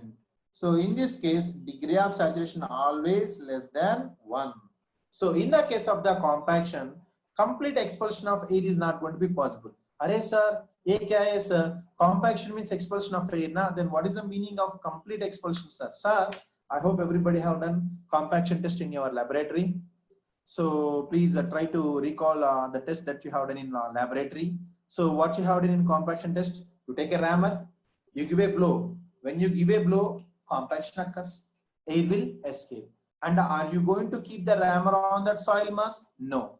You blow it, lift it, blow it, lift it, loading, unloading, loading, unloading. Are Baba, when you apply load, air will decrease, volume will decrease, means air will escape.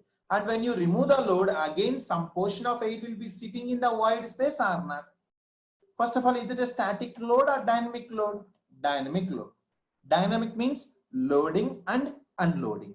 Due to loading, air will escape.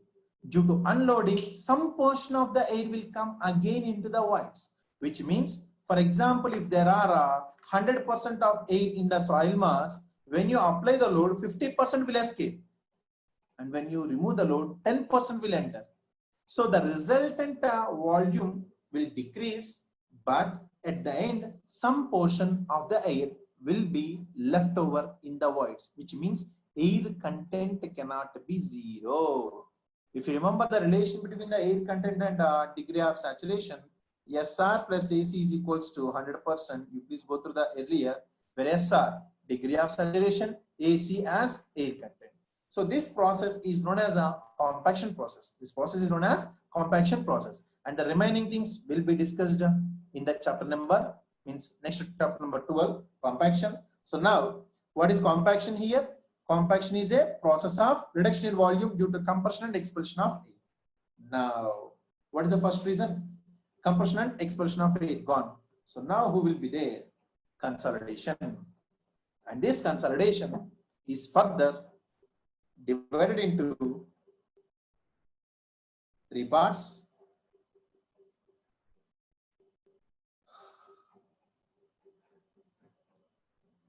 See, I'll just give you the definitions. That's it. I'm not going to give you much over here.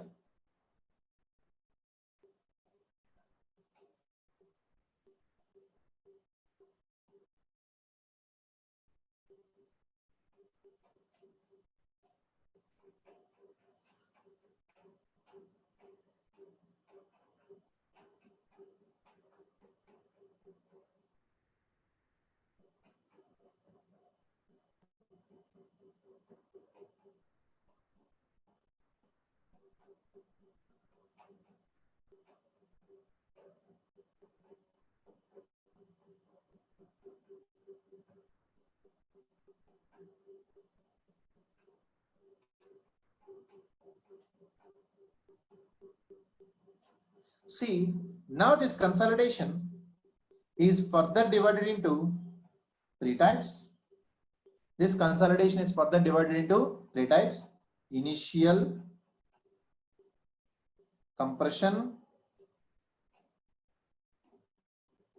or consolidation. Initial compression or consolidation. Primary consolidation. Secondary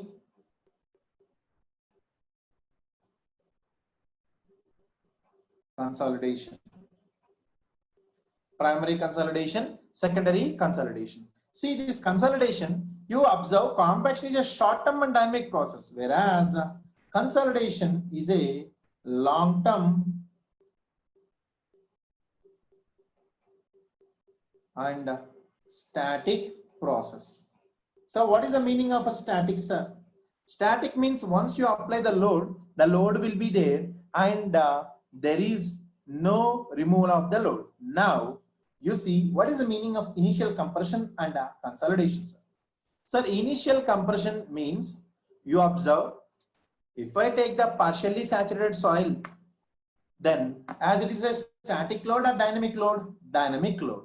If I apply the saturated soil, if I apply an external load on a saturated soil mass, so initially the entire air will be escapes. Sir, here I did not say a complete expulsion of air is not possible, but here you are saying expulsion is possible. See, this is a dynamic process. Due to that, complete expulsion of air is not possible. But this is a static process. Due to that, expulsion of air will be completely possible. So here, this initial compression or consolidation is complete expulsion of air is possible. Complete expulsion of air is possible. So when there is a complete expulsion of air is possible, then in the voids, is there any air? No. So that means air content is going to be 0. And throughout the consolidation process, as I told you, it's a long-term and static process. When air content is going to be 0, throughout the consolidation process, a degree of saturation is going to be 100%. Here, degree of saturation always would be 100%. So why, sir? Because, sir, when the air is going to be 0, sir, then what is the degree of saturation, sir? 100%. So this type of compression is known as elastic compression and mainly seen in coarse grain soils. Mainly seen in coarse grain soils. So now coming to the primary consolidation. So now my next question for you is,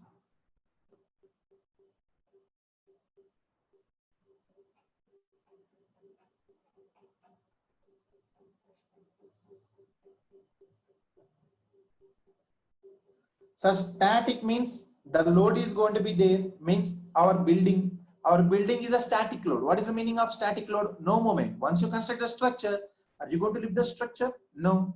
Once you construct the structure will be there. That is known as a static load. But when you compact, you are not going to keep the load directly. You are going to be compact, means loading, unloading, loading, unloading. So now coming to the primary consolidation.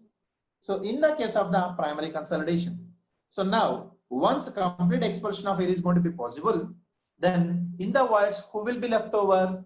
Water. Now, whatever the water, see, this process is process of reduction in volume due to expulsion of water. Due to expulsion of water.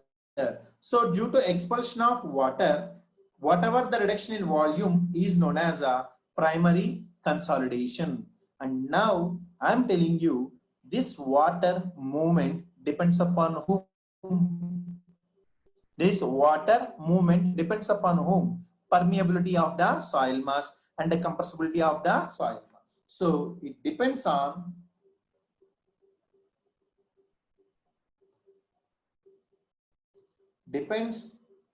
mainly on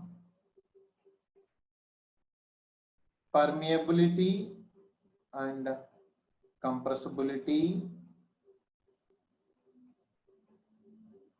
of soil. See, permeability and compressibility of soil generally seen in clays. Why, sir?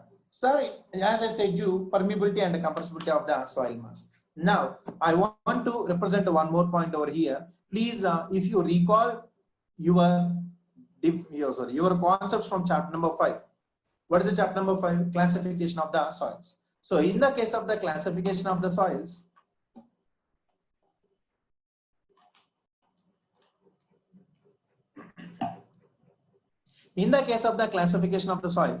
I explained you, according to ISCS classification, there are 3 types of compressibilities. Have you remember? Low compressible, intermediate compressible, high compressible. Liquid limit less than 35 low compressible, 35 to 50 high compressible, medium, or intermediate, and more than 50 high compressible. Are Baba, my question for you is, does the compressibility characteristics are suitable for coarse grain soils or fine grain soils? Fine grain soils. The compressibility can be seen in the case of fine grain soils, not on the coarse grain soils. So if I say compressibility, most of the times I discussed about the fine grain soils, and whatever the soils which are having more liquid limit, finer soils only have liquid limit, right? Liquid limit, those will be acts like a higher compressible soils. So this primary consolidation mainly depends upon the permeability and compressibility. See, in the case of clay, the compressibility is more. Yes or no? And in the case of clay, permeability is very, very less. Are Baba, if the compressibility is more, then the soil will undergo more compression. Accept or not? Yes. And if the permeability is going to be less, then the time required to reduce the volume by expulsion of water is going to be very, very, very, very long. See, the primary consolidation means reduction in volume. What is meant by reduction in volume? Compression. Due to expulsion of water. So expulsion of water depends upon whom? Permeability. When you apply the load, if the water wants to come out, it depends upon the permeability of the soil mass. It depends upon the permeability of the soil mass. Okay. So in the case of clays, permeability is very less.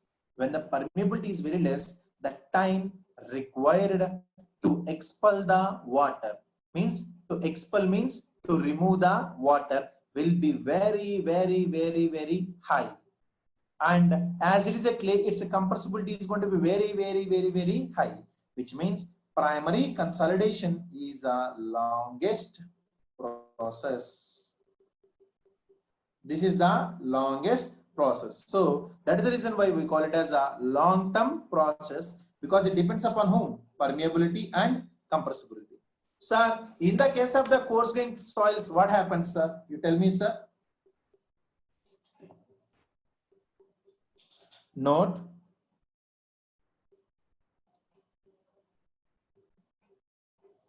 in coarse grain soils,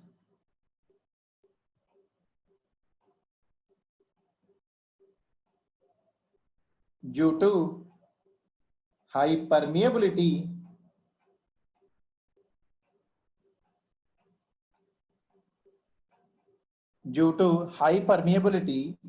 water will expel out easily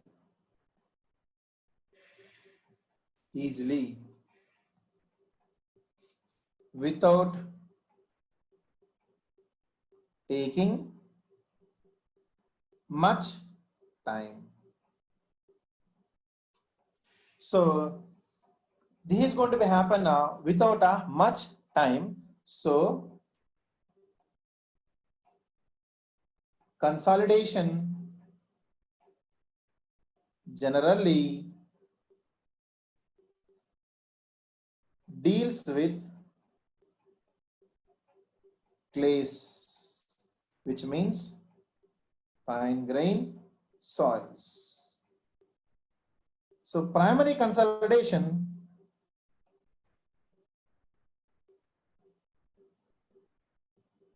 can be observed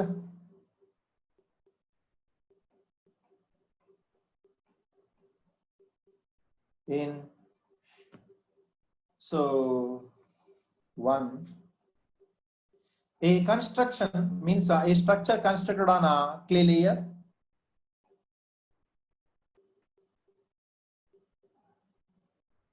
Structure constructed on clay layer, which means when there is a structure constructed on the clay layer, structure is external load. When it is constructed on clay layer, then there is a expulsion of water, so that then definitely there is a primary consolidation.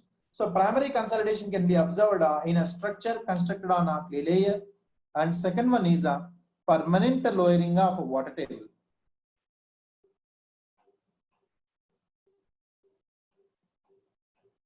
permanent lowering of water table, which means expulsion of water. Expulsion of water. So the last one is going to be secondary consolidation.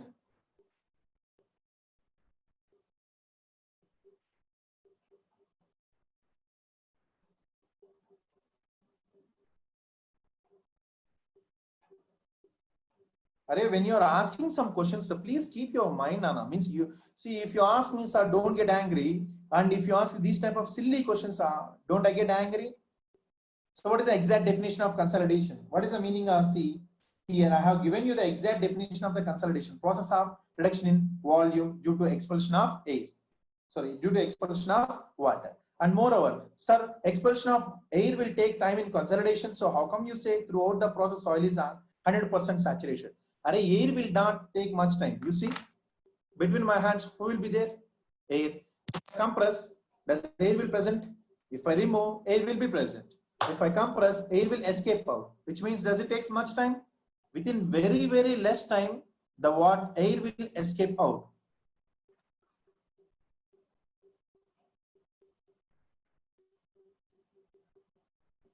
Sir, can we say expulsion of air is compaction, expulsion of water is consolidation? Yes, you can say that. Sir, in coarse grain soils, there is expulsion of water, right? But sir, you are saying no consolidation. See, in the case of the coarse grain soil, we don't say it as consolidation, we do say it as compression. Because in coarse grain soils, water will remove immediately. When the water removes immediately, it does not depend upon the permeability, because its permeability is very, very high, right? So we don't need to discuss about long time. So if I say consolidation, that is a long term. Long term means time will be more.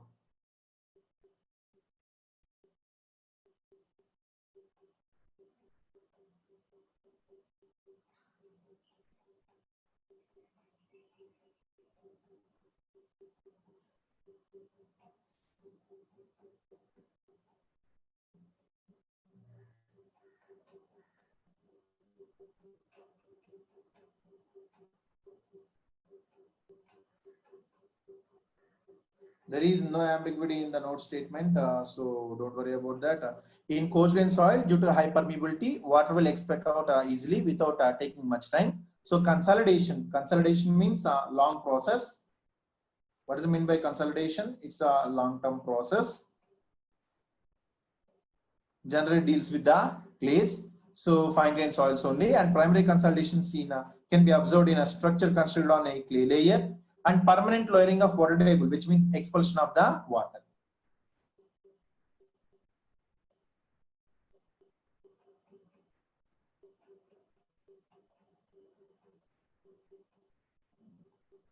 So now, in the case of the secondary consolidation,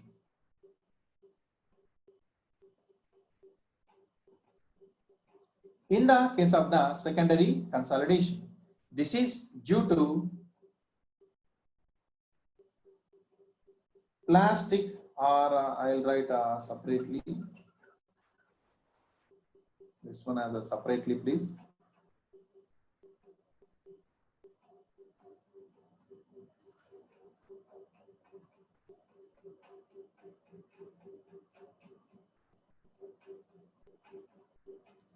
Secondary consolidation. So now, let's see that secondary consolidation. Secondary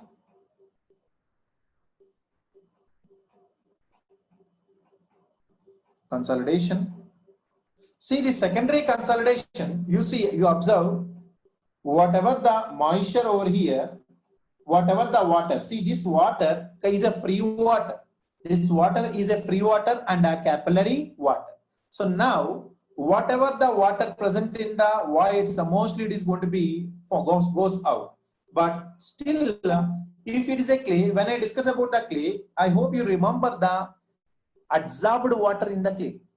I hope you remember the adsorbed water in the clay. Can you see the adsorbed water in clay or any other type of soils? Adsorbed water in the case of clays. Yes or no? So this secondary consolidation is due to process of reduction in volume due to viscous flow or expulsion of adsorbed water in clays, and magnitude is very less. Magnitude is very less, and particles will get reoriented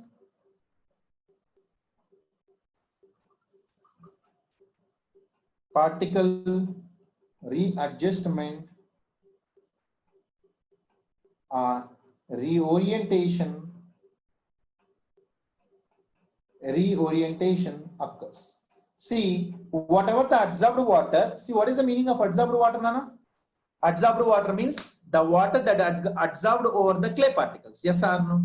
When the adsorbed water also goes out, the clay particle orientation will changes or not? Yes or no? When the clay particle orientation changes, it causes a very minute change in the volume. That is the reason why I told you magnitude is very less. So generally seen in peats means organic soils and black cotton soil,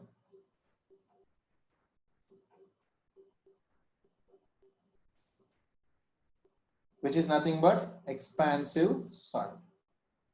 So this secondary consolidation cannot be seen everywhere. This secondary consolidation can be seen mostly in the case of the black cotton soil. Why black cotton soil, sir? Chapter number 3, sir. Black cotton soil, sir. Black cotton soil is an example of montmorillonite clay mineral, sir. Montmorillonite clay mineral has a high adsorbed water or not? You tell me please. It has a very high amount of the adsorbed water. If you remember, the bond between clay particles in montmorillonite is a water bond, which means adsorbed water is more in montmorillonite. So in the case of black cotton soil, as the adsorbed water is more, this adsorbed water or viscous flow, we can call it as viscous flow, will be escape out. So due to that, a small amount of reduction in volume is going to be takes place, and that will cause particles readjustment or reorientation occurs. So this cannot be seen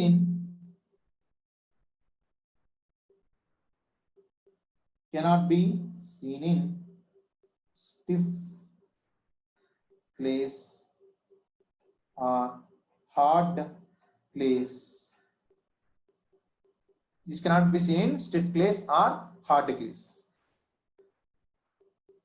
Sir, why in peat, sir? So in the case of the peat, as it's the organic soil, it can also allow some moisture because organic soils are much finer than the clay soils. So that is the reason why we can see the secondary consolidation in the case of peats also, some organic soil. So now the last note point I'm going to mention over here is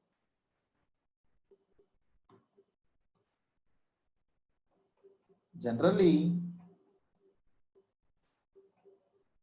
we say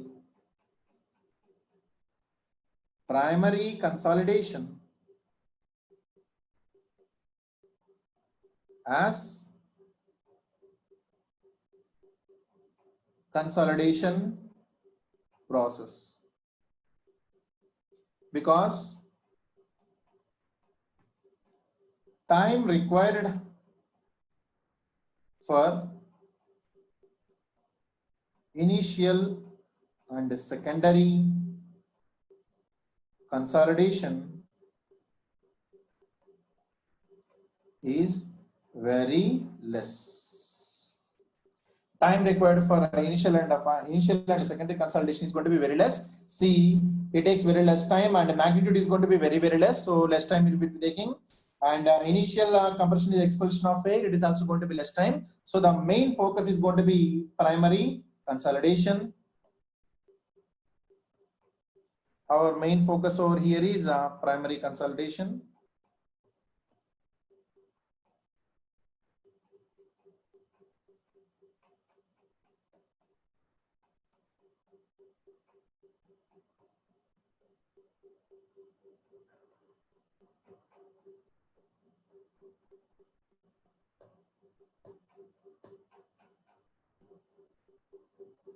So that's it.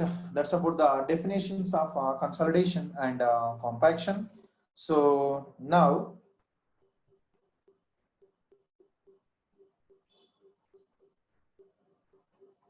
I'll be giving a break.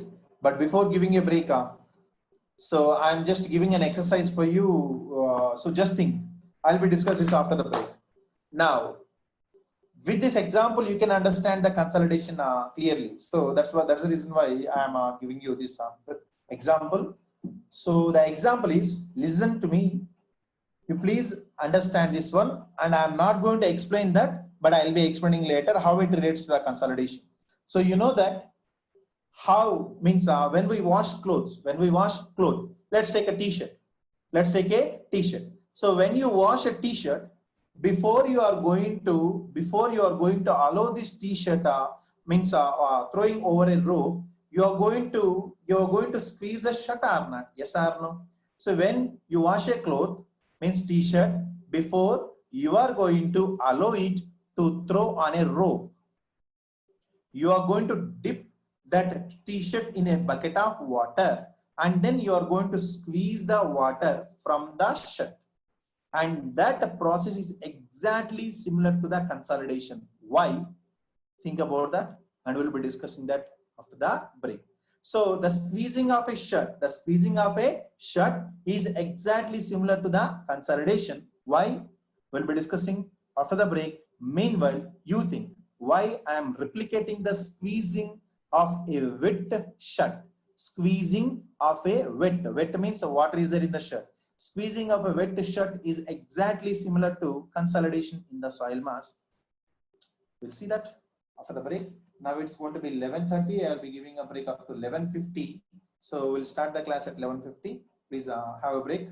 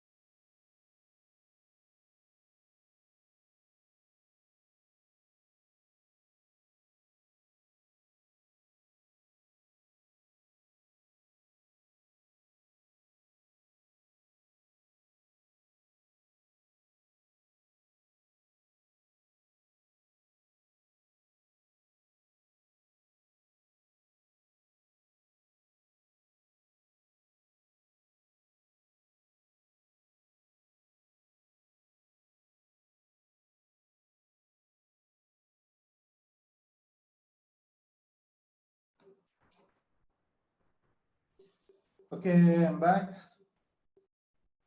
So I hope you people are here.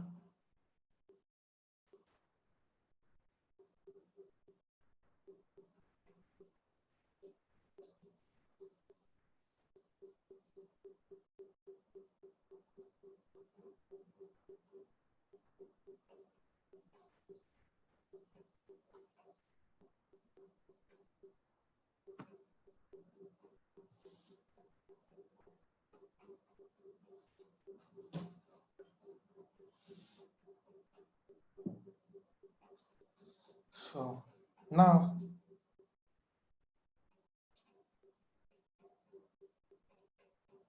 let's come to the next session. So now you see, I asked you. So the squeezing of a shirt is exactly a replica of the primary consolidation. Yes. Mr. Amit Chavans, our squeezing of shirt won't be called as consolidation as it takes very less time. See, I said you replica, not exact. Okay.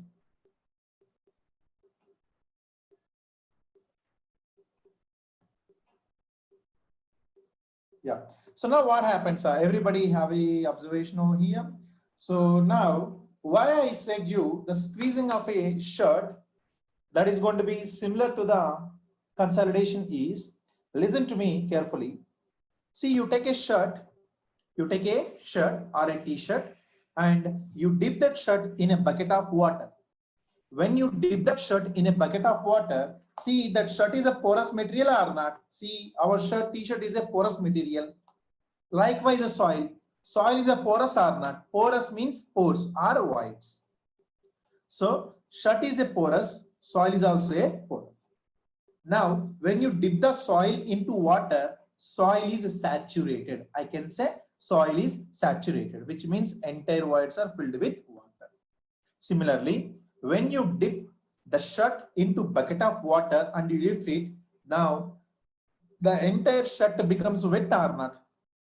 Can I say, in other words, when you dip a t-shirt into bucket of water, the t-shirt will be fully saturated, which means entire pores of the shirt will be filled with the water.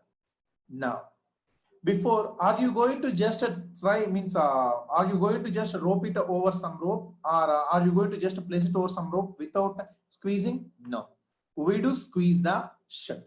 Now, when you start squeezing the wet shirt,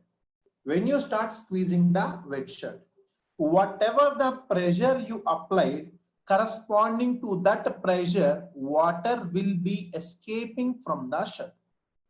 Yes or no? So now the shirt is wet, which is fully saturated. Now I am going to squeeze the shirt. When I squeeze the shirt, whatever the pressure you apply, means squeezing pressure, you are applying some pressure or not?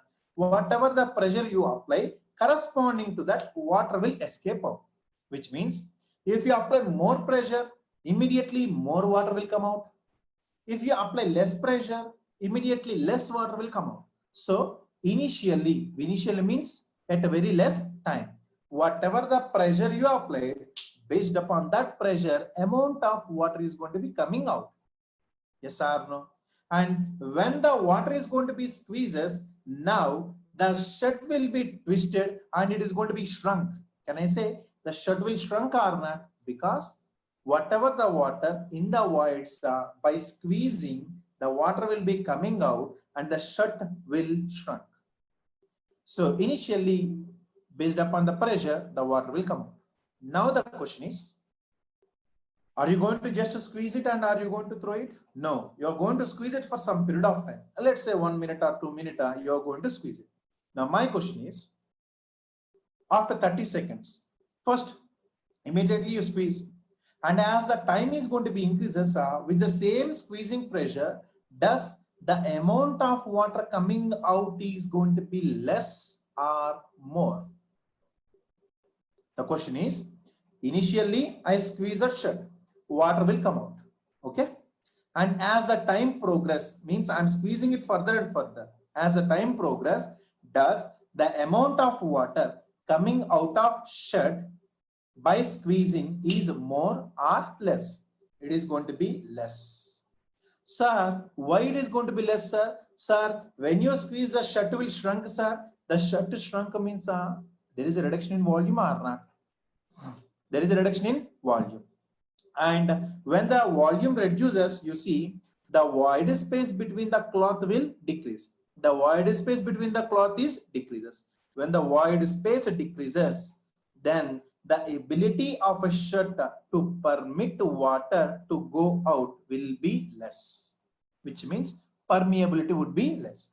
So initially the shirt is wet and it has more volume. Now when you squeeze, water will come out, volume decreases, void ratio decreases, permeability also decreases.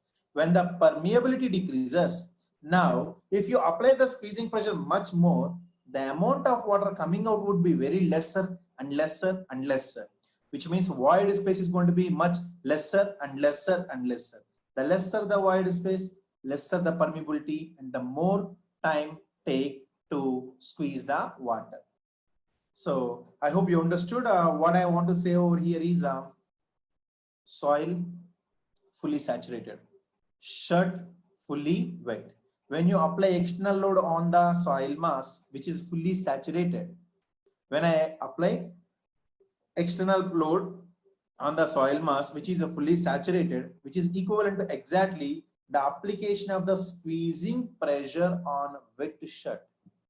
Whatever the pressure I applied will be taken by the water, and slowly water starts to expulse out. Slowly water starts to expulse out. Okay. Similarly, when I apply an external load on a fully saturated clay, initially the entire pressure will be taken by the clay. Means the entire pressure will be taken by the water.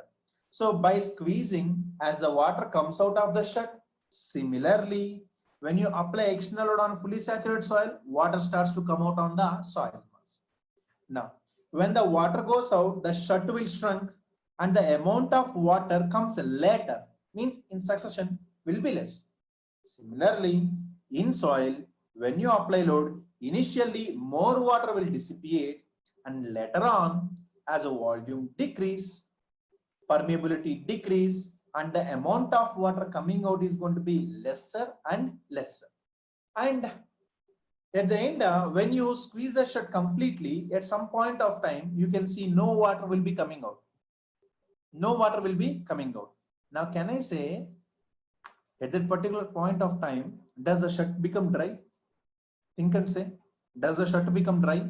No.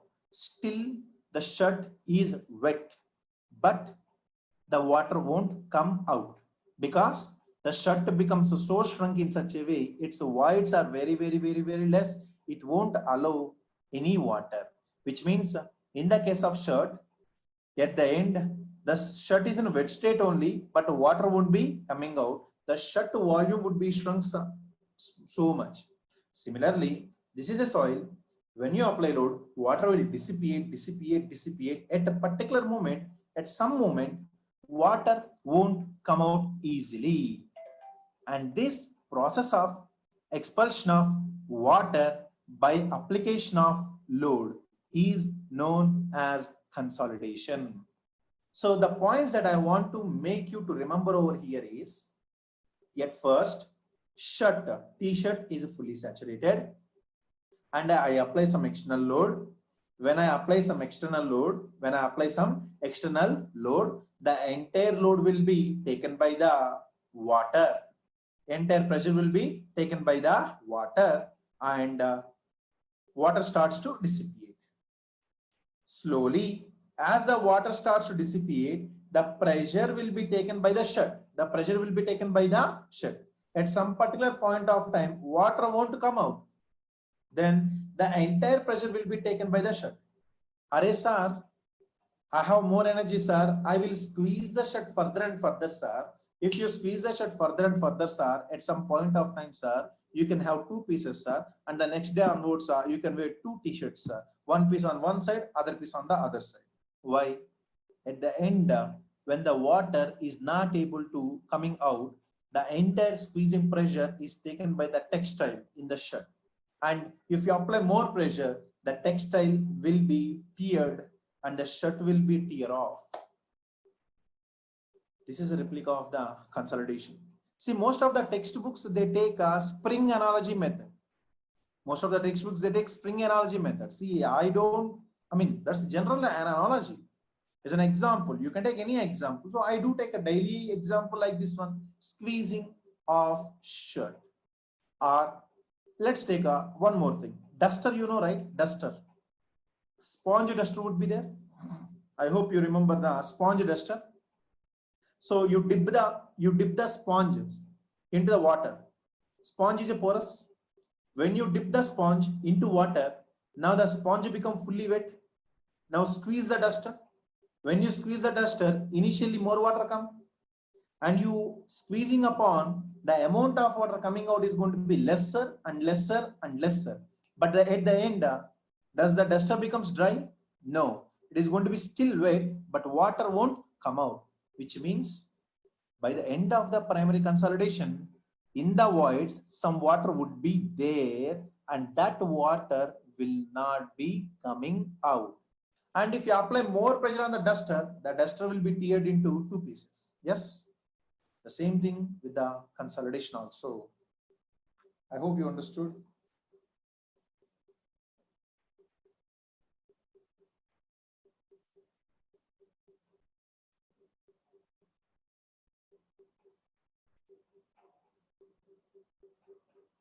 Kerala teacher user. What is this Kerala teacher user?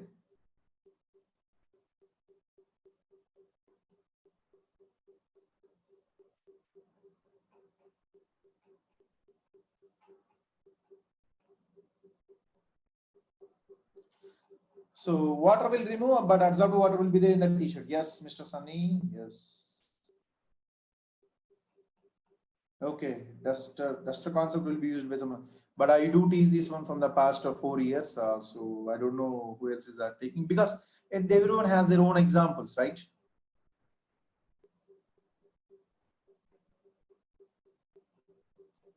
Bank. Yes.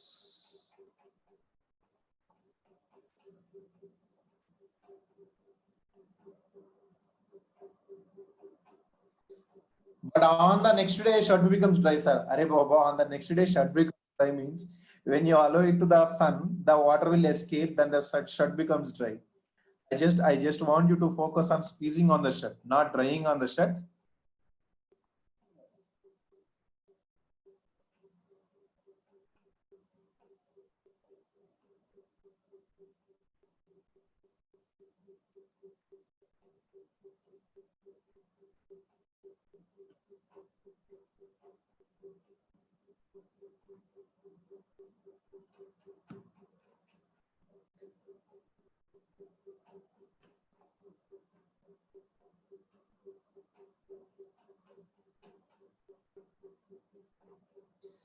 So,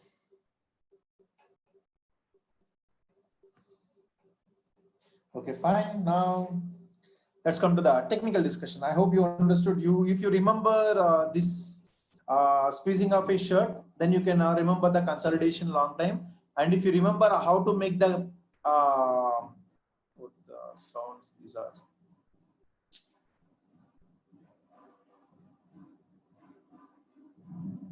Give me a minute, please.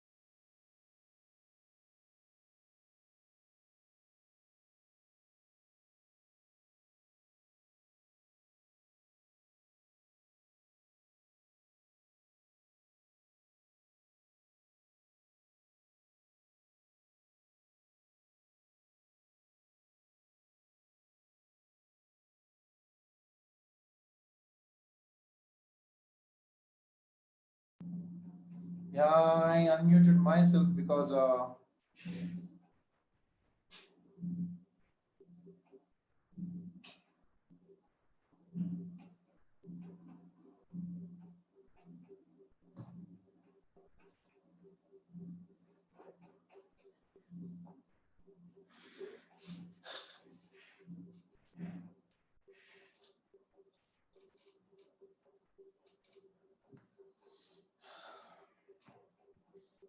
hope the light is not enough because some sounds were coming out. That's the reason why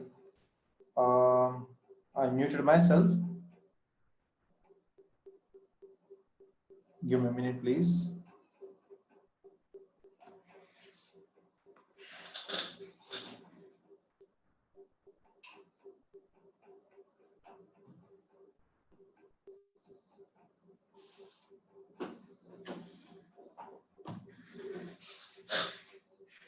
Okay. Now, let's see the remaining conditions. So for the technical discussion now, I'm going to make sure, let's take a soil mass. As I told you, if I do discuss about the primary consolidation that I say in the case of the clays, so, and if I say primary consolidation, and primary consolidation will be discussed as consolidation. Primary consolidation will be taken as a consolidation. So now,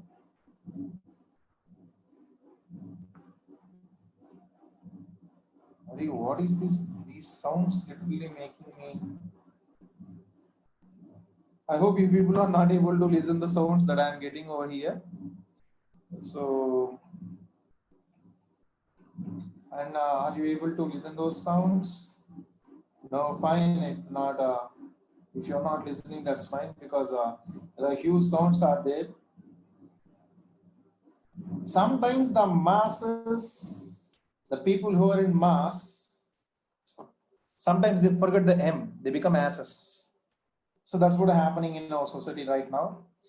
And see, during the lockdown, and some of the people are doing Band Baja Bharat over here.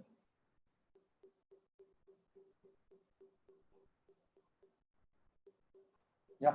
Okay, fine. Now I think.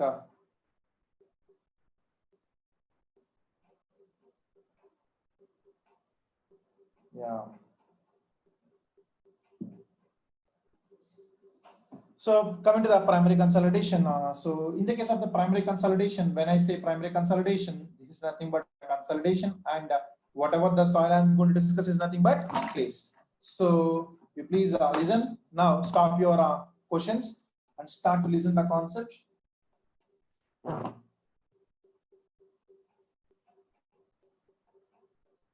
Let's take, this is a ground level.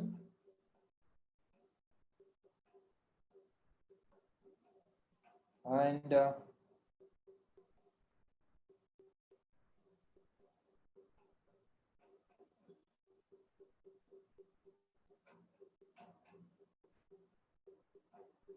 so now you see this ground level.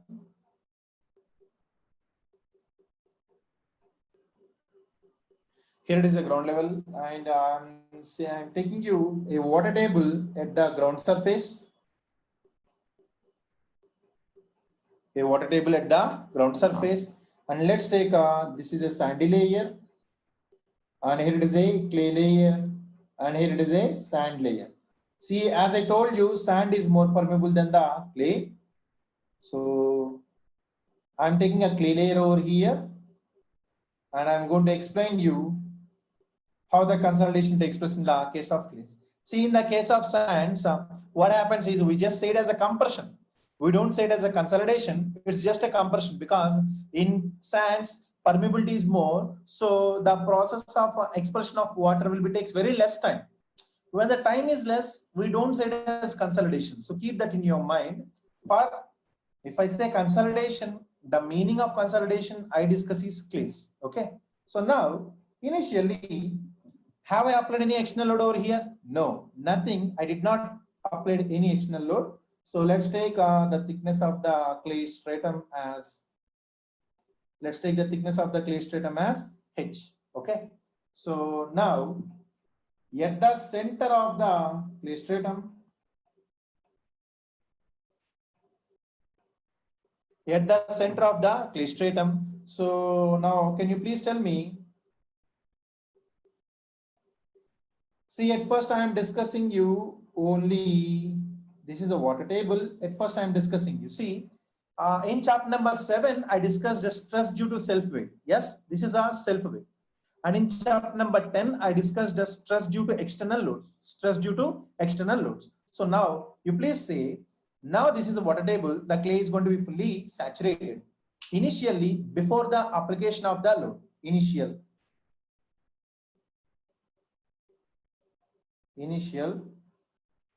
which means due to self weight of the soil, due to self weight of the soil mass. Can you tell me what would be the total stress at center of clay?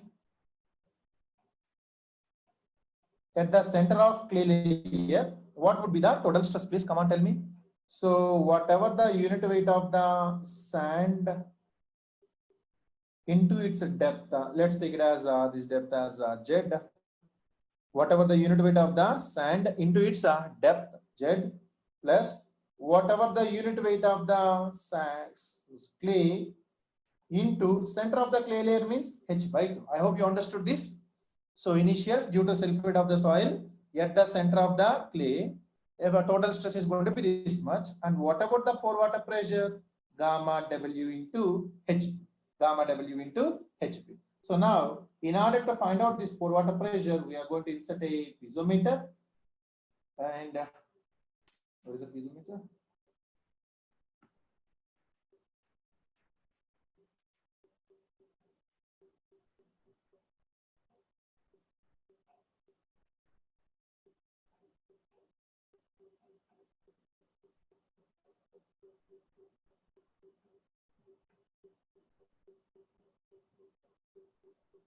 So now this is a piezometer. So initially the water level in the piezometer will rise us up to the corresponding water table. I hope you know these conditions.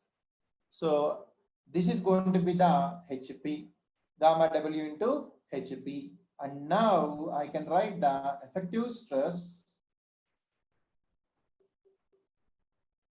So this is sigma naught, which is nothing but the initial. And now the effective stress is going to be sigma naught minus U naught, where U naught, which means initial conditions. So I can write directly this one as so this is going to be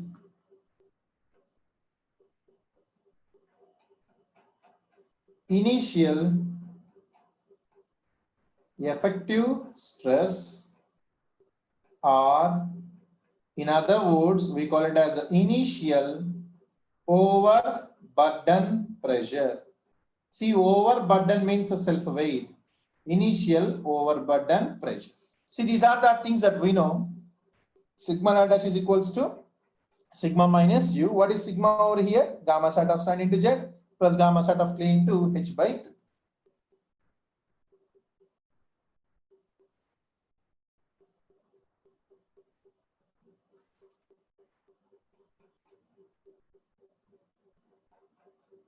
Now, let's see, due to the external load. Now, our point is due to external load. So, due to external load of surcharge Q. Now I am going to apply a surcharge of intensity Q. So let's see, let's apply a surcharge of intensity Q. See, this is a surcharge. You know the meaning of surcharge? An external load acting over a large fill and you take the intensity of the surcharge as a Q, small q.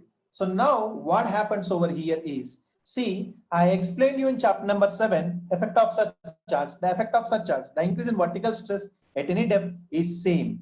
But I explained for dry soil. Now I'm going to explain for the fully saturated soil. So what happens over here, sir?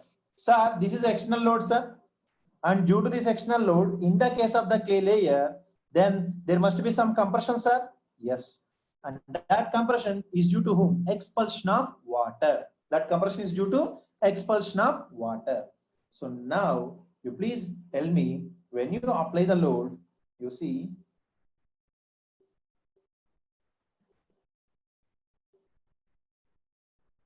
initial at time t equals to 0. At a time t equals to 0. So at the center of the clay layer, what is the change in total stress? What is the change in total stress? The increase in the total stress is going to be Q. So now you tell me, due to external load of surcharge Q, initial means when time t equals to 0. See, if you keep your palm at the center, what is the extra pressure you have been feeling? The extra pressure you are feeling is going to be, yes, the extra pressure you are going to feeling is going to be surcharge. Now, the point that you need to know here is, when you apply an external pressure of intensity Q or any external load on the fully saturated clay, initially the entire water pressure, the entire external pressure will be taken by the water.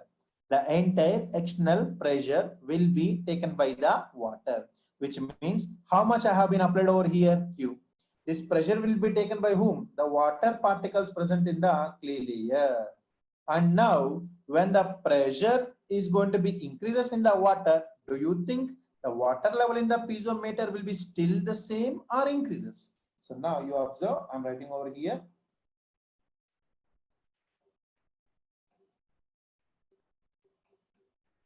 When an external load of, when an external pressure is applied on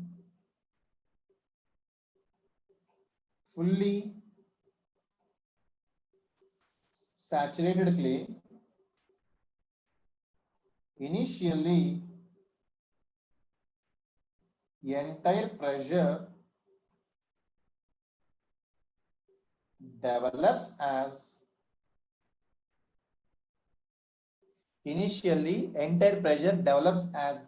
excess pore water pressure. Excess pore water pressure, which means delta U, I'm going to represent as U bar is equals to Q. What is the meaning of this one, sir? So due to this external load, some pressure will be developed in the water, that is known as excess pressure. And now you see this level of water that rises into the piezometer excess, and this head is going to be the excess head, HE, and the excess pore water pressure is going to be gamma W into HE, where U bar is excess R hydrodynamic pore pressure. So initially this pore water pressure is going to be equals to the Q. See, you know that the initial pore water pressure is going to be how much?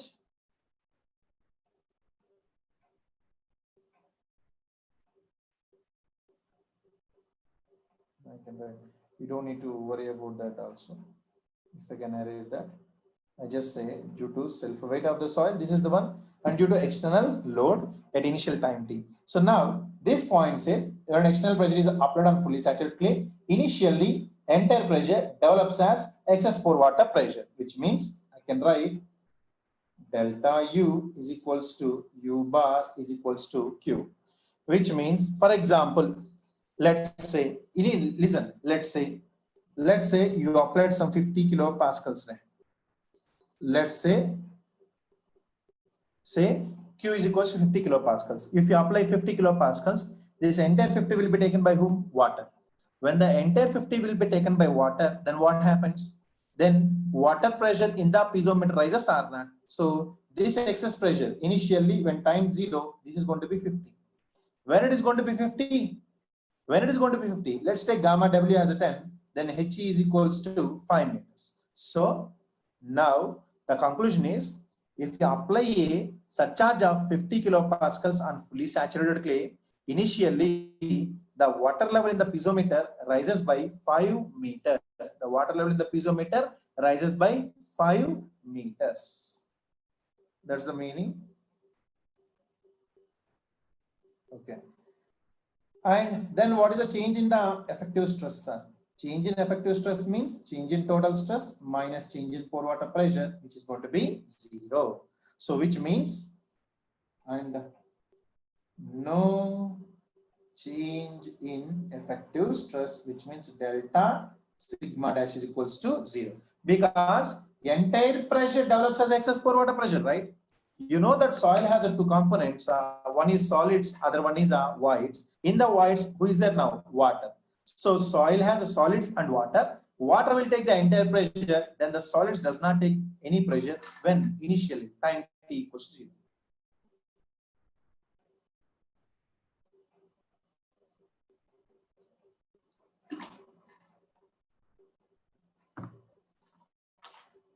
Now what happens, sir? Sir, due to this load, whatever the water, it starts to expel out or not. This is a expulsion of water. This is expulsion of water. See, the water will escape through a permeable layer. Yes or no? Above who is there? Sand. Below who is there? Sand. Sand is more permeable or not? Then the water will allow. And sir, why not it is going to be moving in lateral direction? Why it is moving in only in vertical direction? That is the point I mentioned you in the starting. The starting is, as soil mass is infinitely large in lateral direction, we do consider only the longitudinal deformation, which means whatever I take, I always discuss in vertical direction. So whatever this pore water, expulsion of pore water, the expulsion of pore water will happen only in the vertical direction. So now when the expulsion of pore water is going to be takes place, then what happens to excess pore water pressure? Now you tell me. See, initially the water takes entire pressure on. Now as the water is going out, the pressure in the water will starts to decrease. The pressure in the water will starts to decrease. So now at time t is equals to t, which means during consolidation. What is the meaning of during consolidation? During consolidation means when the pore water starts to dissipate. Now I'll write a point for that. So when the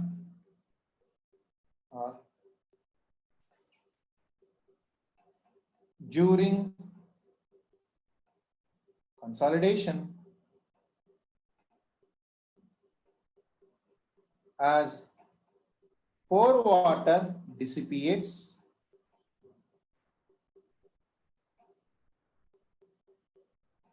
during consolidation, as pore water dissipates, then excess pressure decreases, which means U bar less than Q, and reduced excess pressure will shift as increase in effective stress, which means delta sigma dash is going to be greater than 0. So what is happening over here, sir? Now you come to the figure. So please understand this point. During consolidation, as pore water dissipates or expels, dissipation or expulsion is removal of water. That's it. Then the excess pressure decreases. Excess pore water pressure decreases. So which means U bar is less than Q, because initially what is U bar? Initially what is U bar? What is the meaning of U bar? Excess or hydrostatic pressure, which is nothing but delta U. Initially it is going to be delta less than U bar equals to Q. Now U bar less than Q, and reduced U bar will shift as increase in effective stress. So what is the meaning of this one, sir? Now have a look. Initially when time t equals to 0, the water level in the piezometer is here or not? Yes. Now as this water dissipates, the water pressure will fall down. Now at time t is equals to t, this is the water level. At time t is equals to t. See, this water level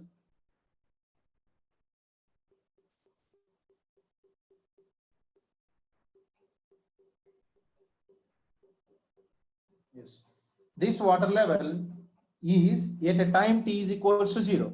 Now at a time t is equals to t, what happens to the water level? Water level fall or not? Now everybody have a look. When the water level fall, then what is the excess head, Nana? Now this is going to be the excess head. Yes or no? See, initially this is the excess head, and then U bar is equals to Q. Now as the water level falls, the excess head decreases. When excess head decreases, what happens to excess pore water pressure? Less. But what happens to total stress? The total stress is still Q. What is the meaning of delta Q? Increase in the total stress. Because the surcharge is there. As long as surcharge is there, the total stress is going to be same. You know that due to surcharge, increase in the vertical stress at any depth is same. Delta sigma is equals to Q. But what about the excess pore water pressure? U bar is going to be less than Q. And what happens to delta sigma dash? Q minus less than Q, which is going to be delta sigma dash, which is going to be greater than 0. I hope you understood the meaning. Q minus less than Q. So delta sigma dash is going to be greater than 0. What is the meaning of that one, sir? Sir, as the water dissipates, then the increase in effective stress means contact between particles increases, sir. When contact between particles increase, then effective stress is going to be increases. So in simple words, I can say, when pore water dissipates, whatever the reduced excess pressure will be increase in the effective stress, which means solids will take care of the water. So what, see here, what is the thing that water says is when an external load is going to be applied on a soil, I'm telling you again, when an external load is applied on a soil, external pressure, first of all, water will come to the existence. Water says to the solid, solid, solid, solid, you don't need to worry. I am here. I will take the entire pressure. So this is what water said. So water says, I will take the entire pressure. So initially, water has taken entire pressure as U bar is equals to Q. And later water got to know that, oh, means water says that I cannot take this much amount of pressure. I am going out. So as I am going out, whatever the pressure that I relieve, please solid, you please take that pressure. For example, let's say I applied Q as 50. Let's say I applied Q as 50. Now the water level falls by 2 meters. If the water level in the piezometer falls by 2 meters, then the head is going to be only 3 meters, right? Yes. So then what is the excess pore water pressure? 30. But what is the pressure I applied? 50. But what is the water pressure excess? 30. Then remaining 20 kaha gaya? The remaining 20 will be taken by the solids. Now, what happens over here, sir? Now, slowly, this entire water level starts to decrease. Slowly, this entire water level starts to decrease as the water level falls, because water is going to be dissipate or not. When the water starts to dissipate and dissipate and dissipate, this excess head will be decreases from this point to this point to this point. And by the time it reaches over here, what is the excess head? What is the excess head over here, please? The excess head becomes 0. As the water dissipates more and more and more, at certain point of time, the excess head will become 0. When the excess head becomes 0, pore water pressure is going to be 0. Now, the last point is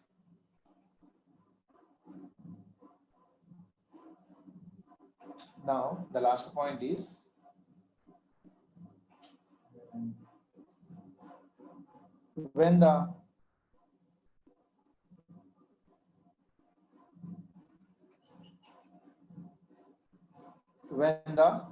excess pressure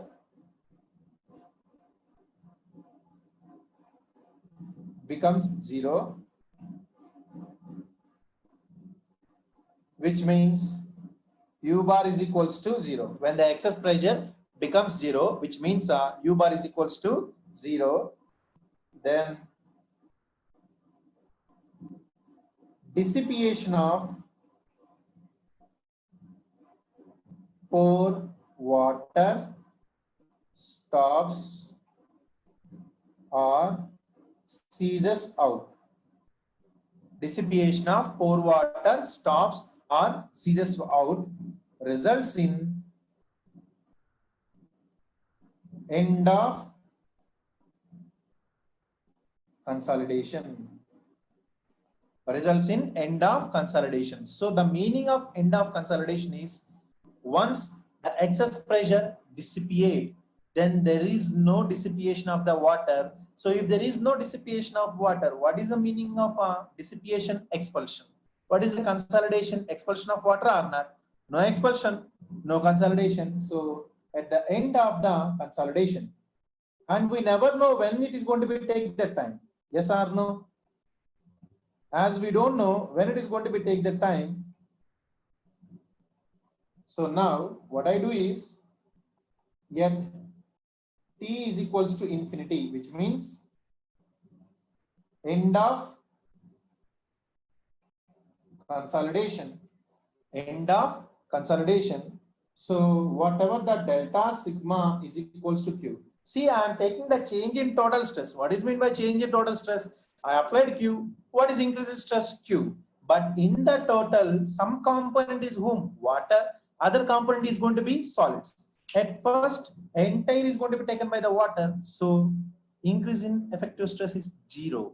And later on, as the water dissipates, excess pressure decreases. And how much excess pressure decreased, that much increase in the effective stress. I hope you understood now. Now, what about the excess pore water pressure here? 0.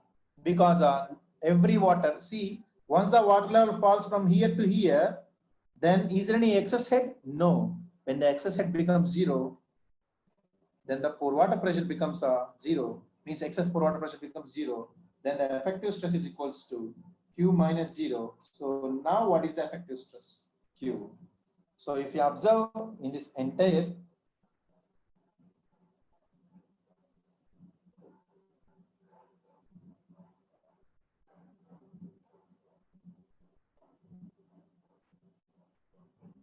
what I have been applied,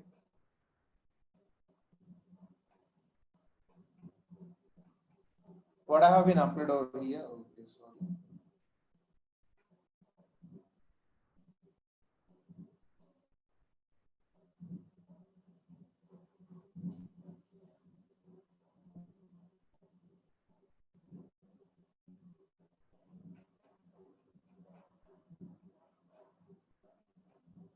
So now simply what is happening due to external load. So now due to the external load, what has happened over here, I have been explained in a figure. And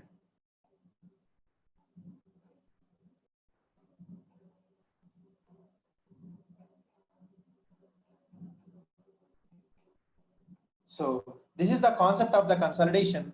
The whole point here is no matter how many discussions I made, there must be some conclusion. And the conclusion over here is during the consolidation, you see initially this is excess pressure Q less than Q and 0. What happens? Excess pressure decreases. And what happens to effective stress? 0, greater than 0 and equals to Q. Effective stress increases. I told you effective stress is the parameter that defines the engineering behavior. So now you tell me, during consolidation, what is going to be happen to the effective stress?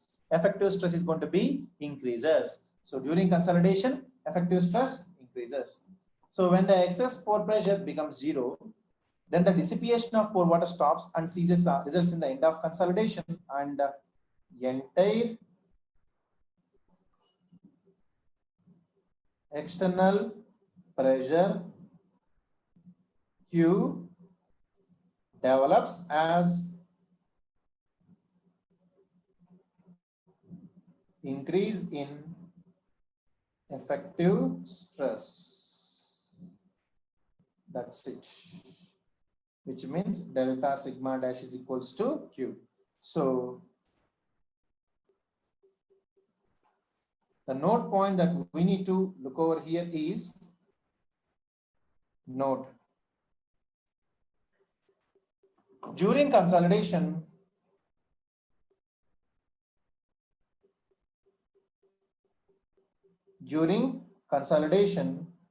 excess pore water pressure decreases, but effective stress increases. But whatever the effective stress increases, nothing but change in excess pore water pressure. See, what is this? Nothing but excess pore water pressure. What is the meaning of excess pore water pressure? Delta U is equals to U bar. So whatever the increase in the effective stress, whatever the increase in the effective stress will be increases due to reduction in the excess pore water pressure. So I hope you understood the meaning over here. So now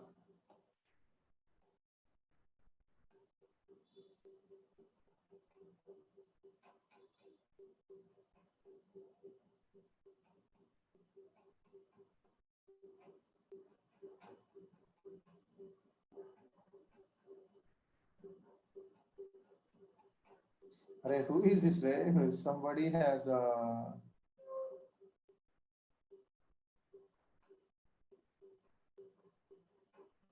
send me some.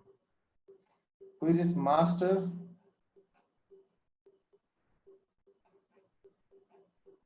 Okay, I don't know. Is this a poem or a song? I don't know. But one person has sent me this a story.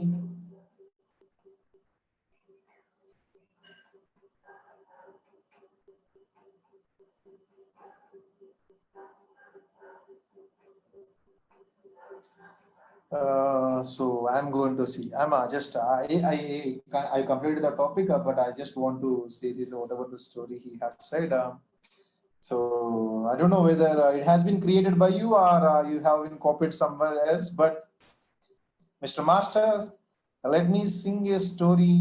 Pay attention. Listen to me. Just listen, bro. Let me sing a story. If you want to take it or else leave. Leave it, baby. Life is very short. Always be happy. Problems will come and go together, man. Let me sing a story. Pay attention. Listen to me. Leave it. Always life is short and always be happy. Very many problems will come and go, students. Let me sing a song. See, I think he's from Malayali, because in between some Malayali words are there. I cannot understand. So, Mr. Master, I cannot understand exactly what you have written over here. If you can send me through entire English, then I can understand that. Okay, this is a song from Master Movie. Is it Tamil song? Okay, fine. I don't know, but I don't know the meaning of that one also. If you can share me the exact English version of that song, then I can understand that. Okay, fine. It's not. Now, our point is not about the Master Movie or Tamil song. So,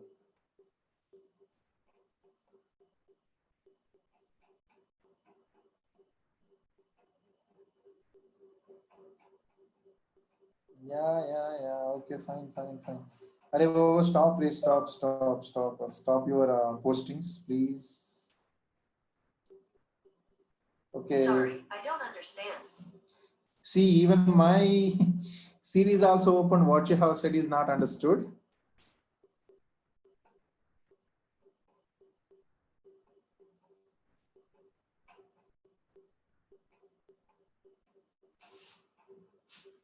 You're looking happy. No, I'm not happy. Means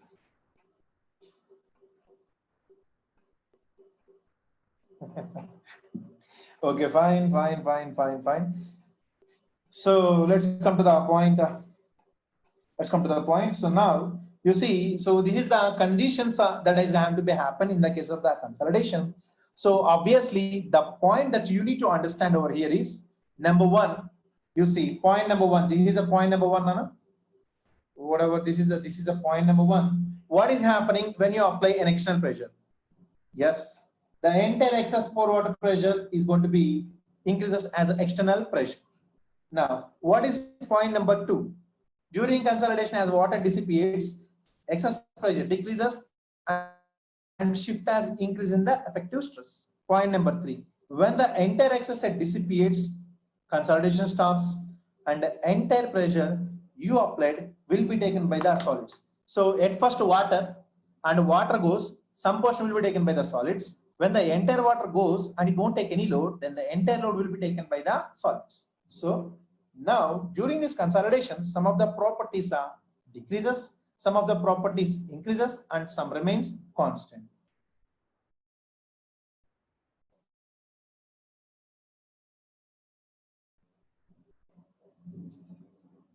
Now during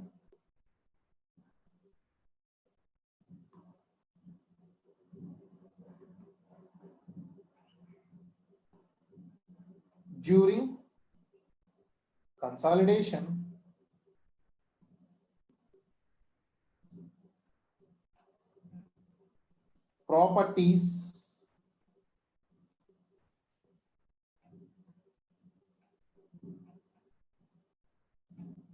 properties of soil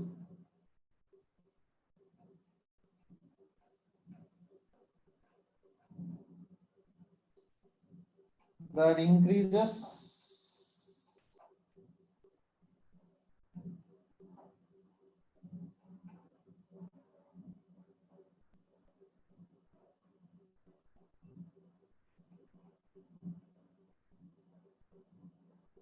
the properties of the soils that increases, decreases and remains constant. So what are the properties that decreases, properties that increases and the properties that remain constant?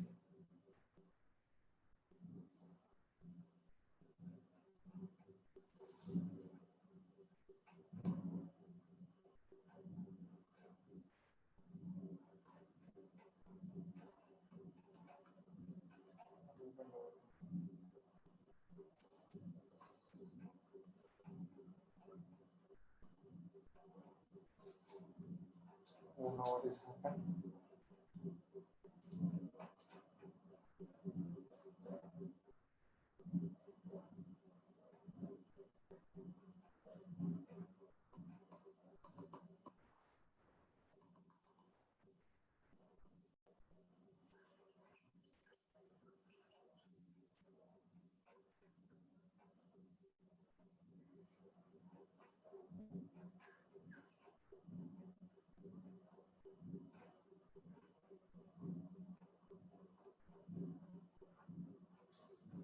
So don't know what happened. Some suddenly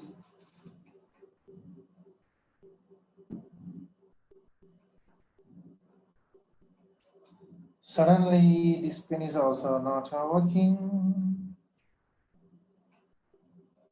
Okay, fine. Now it's the properties that remain same. What is happening over here? Because this portion is not able to take the pen. Okay.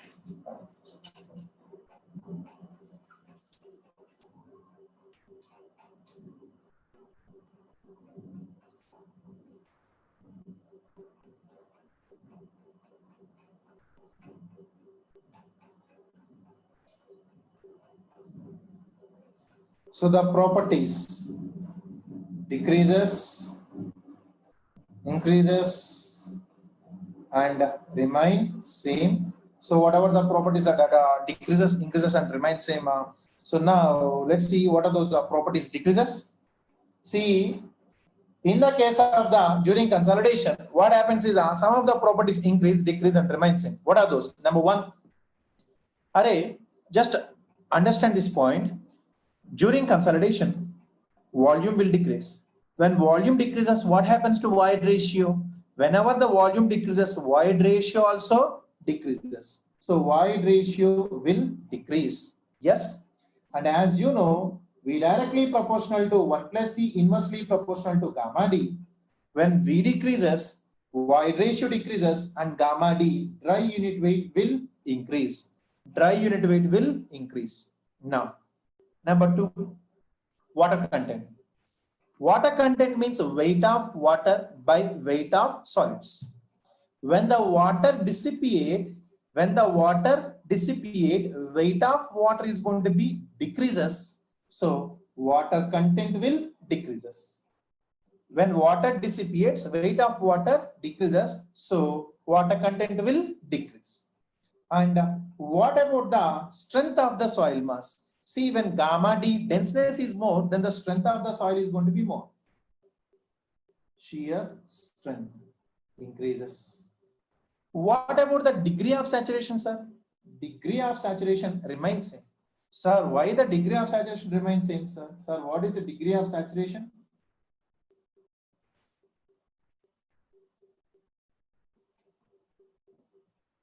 Degree of saturation means volume of water by volume of voids. So some of the people are asking, Are sir, how come you say that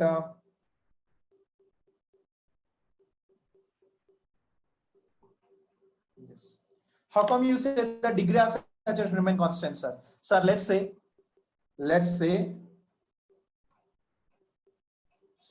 volume of voids are 10 cc. Let's say, for the better explanation for you, I am telling this again. Let's say volume of voids is 10 cc. If I say fully saturated, then volume of water is also going to be 10 cc. Now listen carefully. Listen to me carefully. During consolidation, as pore water dissipates, what happens? When pore water dissipates, volume of water decreases or not? When the volume of water decreases to 5 cc. When the volume of water decreases to 5 cc. When water dissipates, then the volume is also decreases or not? Now, the volume of the voids also decreases as a 5 cc. Then what is the degree of saturation? 5 by 5, 1. Initially, what is the voids? 10 cc. What is the water? 10 cc. Degree of saturation 100%. When water dissipates, volume of water decreases. When volume of water decreases, let's take a volume of water decrease by 5 cc. Then voids also decreases by 5 cc, so that the volumes of voids and water should remain same. Sir, if the water dissipates further, sir, let's take the volume of water is 2 cc. Then the voids also decreases to 2 cc. 2 by 2. Still it is going to be 100% or not? 10 by 10, 1. 5 by 5, 1. 2 by 2, 1. Which means how much volume of water dissipated is equals to volume of void decreased. Volume of void decreased. Sir, does the volume of water is going to be 0? No. When the volume of water is 0, then the volume of void should be 0. It's not going to be possible. That is the reason why I told you in the case of the shut situation, right? By the time you squeeze the total water, do you think the shut becomes dry? No. Shut will be wet, but water won't come out because voids are small, water is less. So just because you squeeze the water, but just because you squeeze the shut does not becomes dry. If that is the case, we don't need to go for any dryers or blowers, or we don't need to throw the shuts onto the sun. Directly when you squeeze, what happens? Shut become dry, right? No, it's not going to be happen. So now, this is a degree of saturation remains constant. Now, what about permeability, sir? You know, sir. Sir, when you apply load, sir, void space decreases, sir. Then slowly amount of water coming out is less, sir. Then what happens to permeability? Coefficient of permeability decreases. Coefficient of permeability decreases. Then what about compressibility, sir? Think and say. What happens to compressibility of the soil?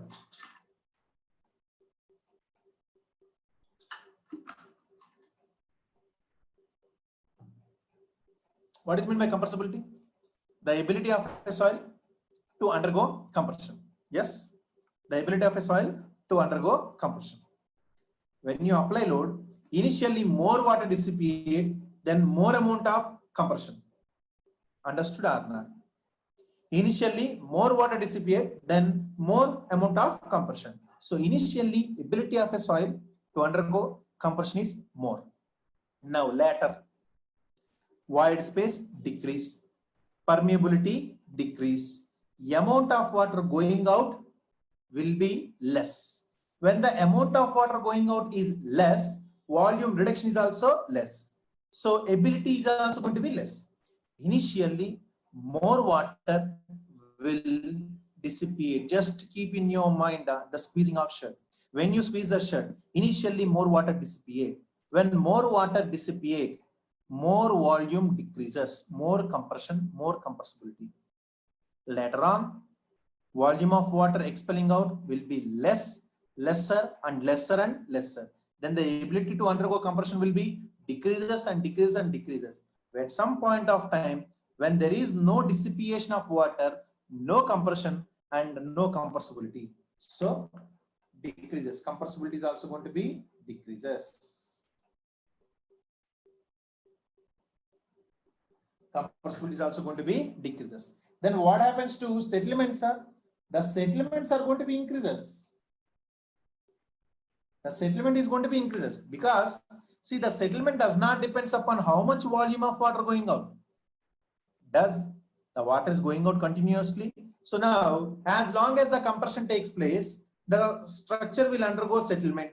So as long as the water dissipates, whether the water dissipates more or less, I don't care. Settlement is just a magnitude. Settlement is just a magnitude. The settlement is going to be increases. For most of the people may ask me, sir, how the compressibility decreases and settlement increases, sir. Now let's see, sir.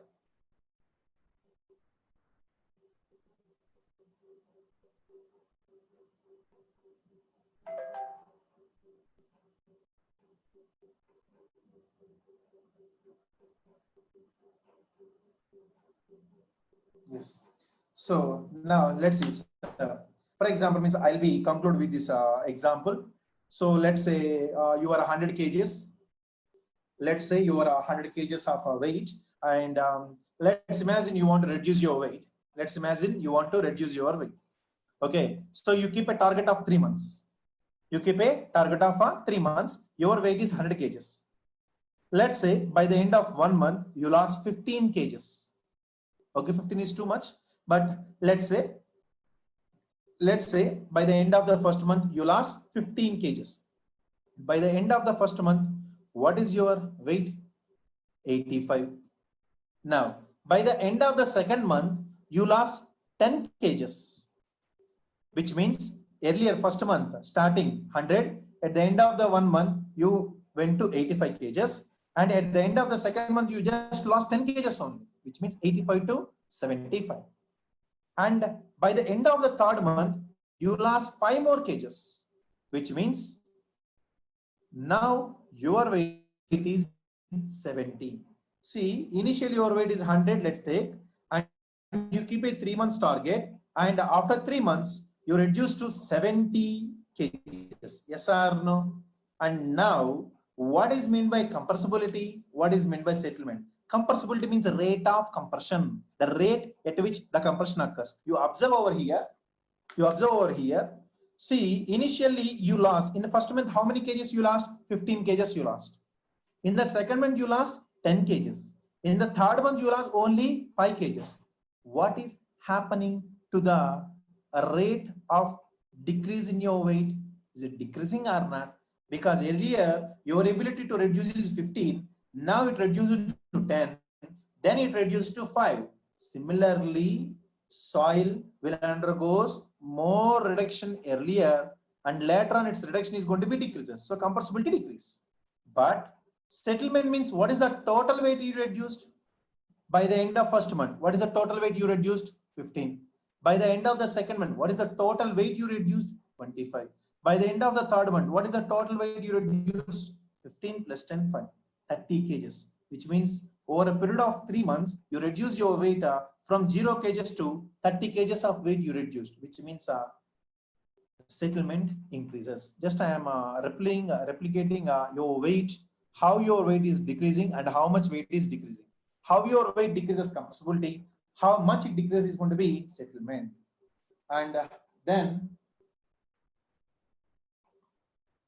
last one, decreases. Excess pore water pressure decreases and effective stress increases and total stress remains constant. So these are the things that are going to be decreases, increases and remain same during the consolidation. So because you see the total stress remains constant or not.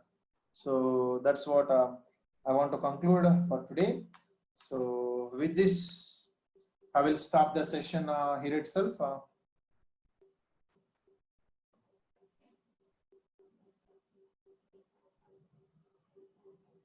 And who is this hacker? Hello, my dear participants. What the hell you want, Mr. Hacker? Hello, my dear participants. If you want to play, you play with the kids. Okay, don't come and play here. Sir, how the total stress is constant, sir? Sir, you know that anywhere in the 3 conditions, see, actually my sliding is not, it's not working now here. I don't know what happened.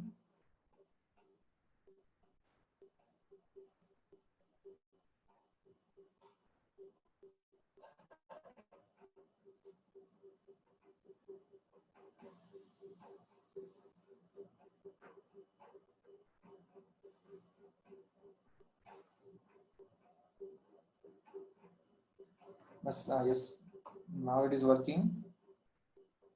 Yes. So you see, in this case, if you observe, whatever the change in effective stress is going to be same or not? Whatever the change in effective stress is going to be same. So when the change in effective stress is going to be same, then there is no change in the total stress. Yes or no? Yes. During consolidation, the total stress is not going to be changed, but effective stress increases and pore water pressure, excess pore water pressure decreases. Now I don't know, is it got hacked? I don't know, Mr. Hacker has to say. Okay, so that's all with this. I don't want to go too much over here. What I introduced is what is the compressibility. See, today we discussed less topics only, but more of questions. But these topics are very, very important, and we'll be discussing the remaining things tomorrow. Already it's 1:05. And today I'm not going to take any doubt clearing sessions also.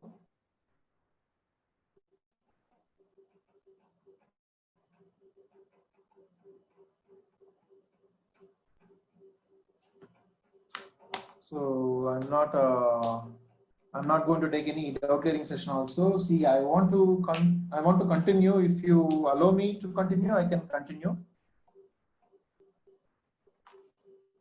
If you allow me to continue.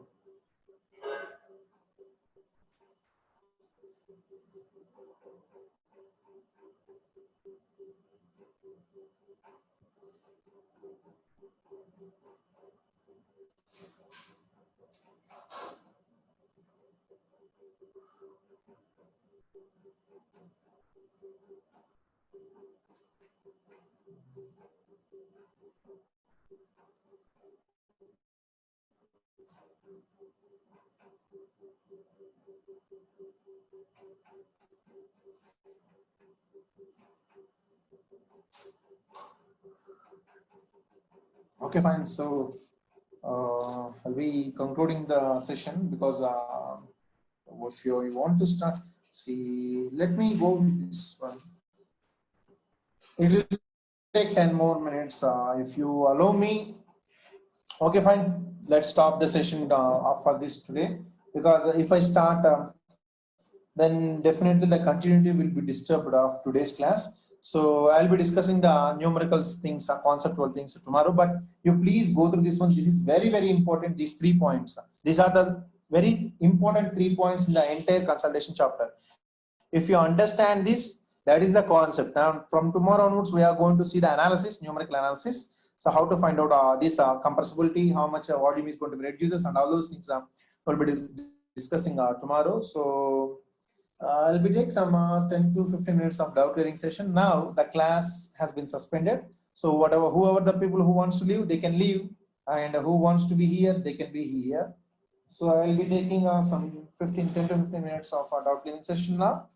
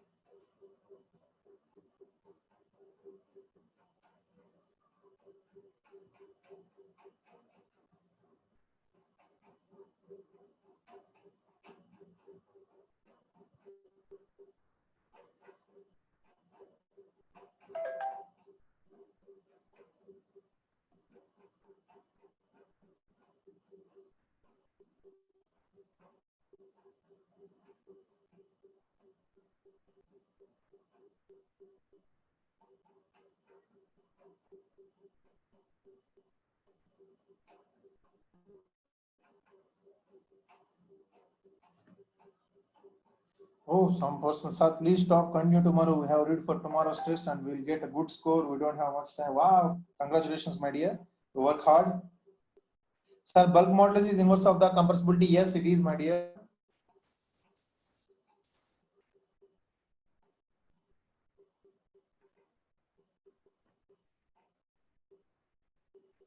And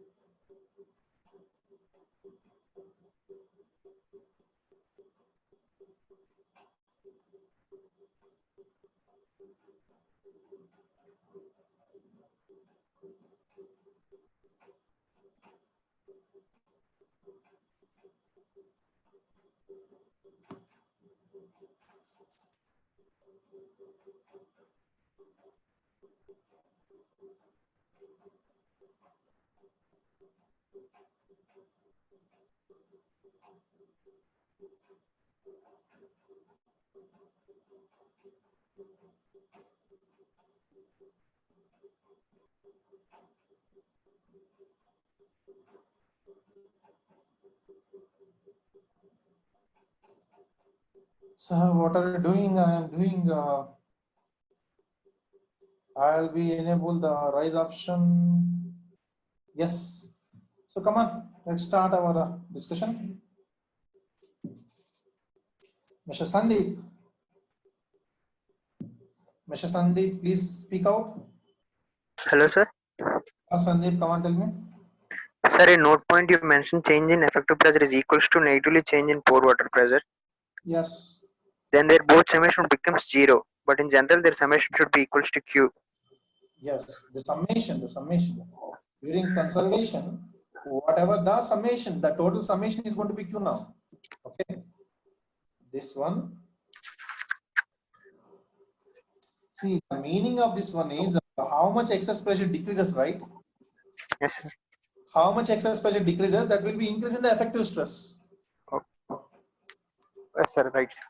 Okay, if the excess pressure decreases by 30%, then the excess pressure is 70%, and the remaining 30% is going to be effective stress. Okay, sir. Okay, sir. Yeah. Thank you.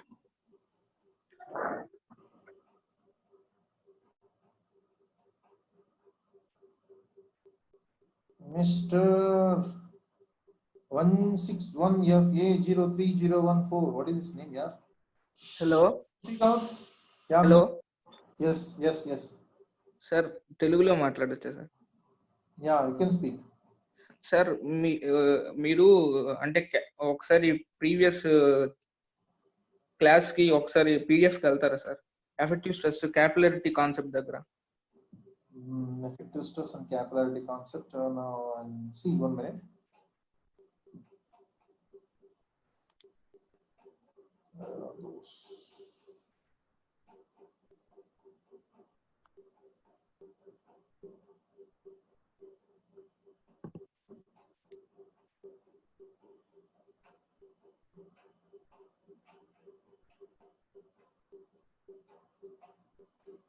Effective stress, huh?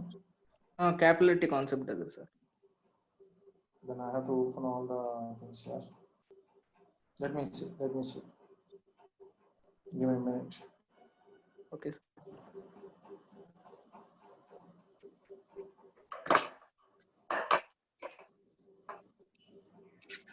Yes. You're able to see this one, right? Yeah, sir. Which one you want? Sir slide number 10 open చేయరా sir? Sir some doubt ఉంది sir కొంచెం. Which one? This one? Slide number 10 sir. They can't give any number for the slides over here. 2, 3, 4, 5, 6, 7, 8, 9, 10. This one? Yeah, sir. Tell me. Sir ఇప్పుడు అక్కడ 2 meters question లో 2 meters capillary saturated అయిందని చెప్పారు కదా sir, water table కిందకి దిగిన తర్వాత. Sir మరి అప్పుడు మనం ఎఫెక్టివ్ స్ట్రెస్ డెల్టా యు 0 అయిపోవాలి కదా సార్. అంటే మీరు క్యాపిలరీ కాన్సెప్ట్ లో డెల్టా యు చేంజ్ అవ్వదు అని చెప్పారు కదా sir. The meaning of that one is below water table the change in pore water pressure. If there is no change in water table, ikkada in this question not only there is a capillarity but also there is a lowering of water table. Okay. Okay, sir. So there is a lowering of water table and there is a capillarity. Due to capillarity, change in pore water pressure is 0. Fine. But మనం question లో ఇప్పుడు due to capillary question అక్కడ నీకు క్యాపిలరిటీ ఒకటే కాదు, క్యాపిలరిటీతో పాటు water table కూడా రెడ్యూస్ అయ్యింది. Okay, so due to capillarity excess pore water pressure is 0, but due to lowering of water table water level has been reduced by 2 meters or not? అవును sir. And then due to lowering of that water table, the change in pore water pressure is going to be gamma W into delta HP. Okay That's okay what I అంటే ఇప్పుడు మనం mentioned. Lowered by 2 meters. See, in this question, for example, let's take if the water table is going to be 2 meters below initially itself. Okay sir If the water table is 2 meters below initially itself, and then later capillary saturated, then the now change it is 0.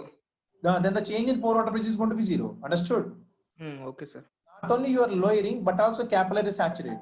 So when you lower down and capillary saturate, the unit weight is going to be same. Okay So delta sigma is equal to 0. So you have to go through that point clearly. But అక్కడ ఇచ్చింది ఏంటి? Water table lower చేశాడా? నాకు రెండు ఎఫెక్ట్లు ఉన్నాయి. ఒకటి ఏంటి capillarity ఉంది, రెండోది ఏంటి వాటర్ టేబుల్. క్యాపిలారిటీ వల్ల వాటర్ టేబుల్ కింద ఎప్పుడు కూడా ఎఫెక్ట్ చేంజ్ కాదు. కానీ వాటర్ టేబుల్ లోయర్ అయింది కదా, దానివల్ల నీకు మీటర్లో 2 meters ఆఫ్ వాటర్ తగ్గుతుందా లేదా? Okay. So that's why the change. అంటే ఈ క్వశ్చన్ లో మనం క్యాపిలారిటీ కాకుండా జస్ట్ వాటర్ టేబుల్ వల్ల మనం క్యాలిక్యులేట్ చేస్తున్నాం అంతేనా సార్? అంతే. క్యాపిలారిటీ ఆల్రెడీ ఇంక్లూడ్ చేసాం. క్యాపిలారిటీ వల్ల ఏమైంది చూడు, ఇక్కడ రాసాను చూడు. Due to lowing of water table but capillary saturated, unit weight is same కదా. అవును sir. yes that's it. Okay sir, thank you sir. Yeah. All your questions.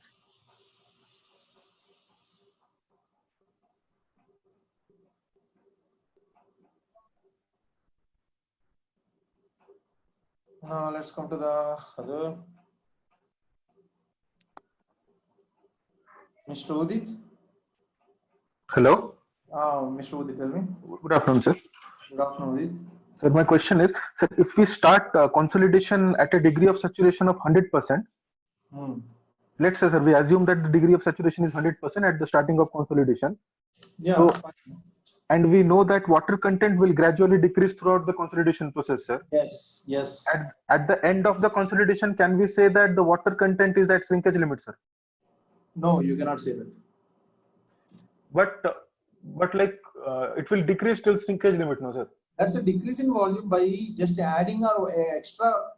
See, in the case of the shrinkage limit or liquid limit or all those things, we did not apply any loads, Nana. Yes, sir. That is just simply increasing the volume by adding more water, decreasing the volume by adding less water. Okay. Okay, sir. But here you are applying external load, right? Yes, sir. So how come that is going to be same? Okay, understood? Yes, sir. Yes, sir. Thank you, sir. My dear Anonymous, sir, if we get 190.7, which was already that considered right or wrong? No, it's not right. You have to consider 190.8. Desiccated clay means the clay which is free from moisture, which means a dry clay. Desiccated clay means. Thank you, sir, your patience, the way you handle things. Thank you so much, my dear.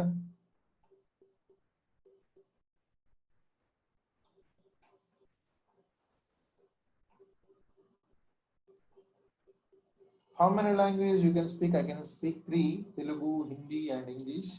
That's it. I cannot speak any other languages. What is in situ? In situ means field. Whatever the natural unit weight is nothing but in situ unit weight.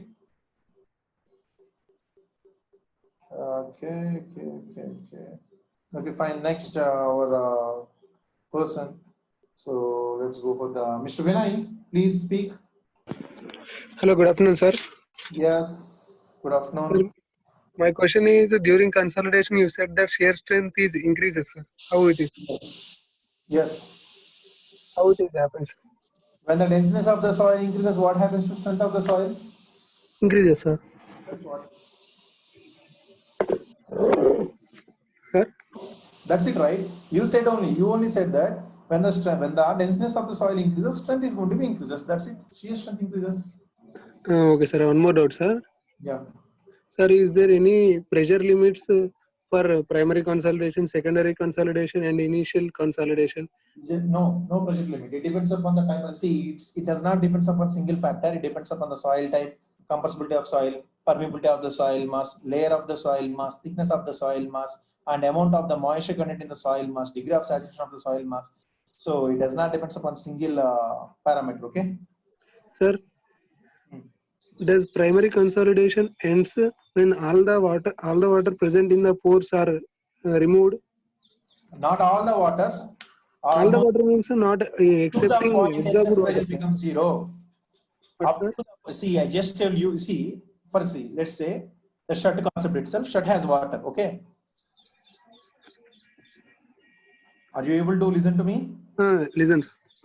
Shut has some water. If you don't apply any pressure, does water will leave from the shut? No, sir.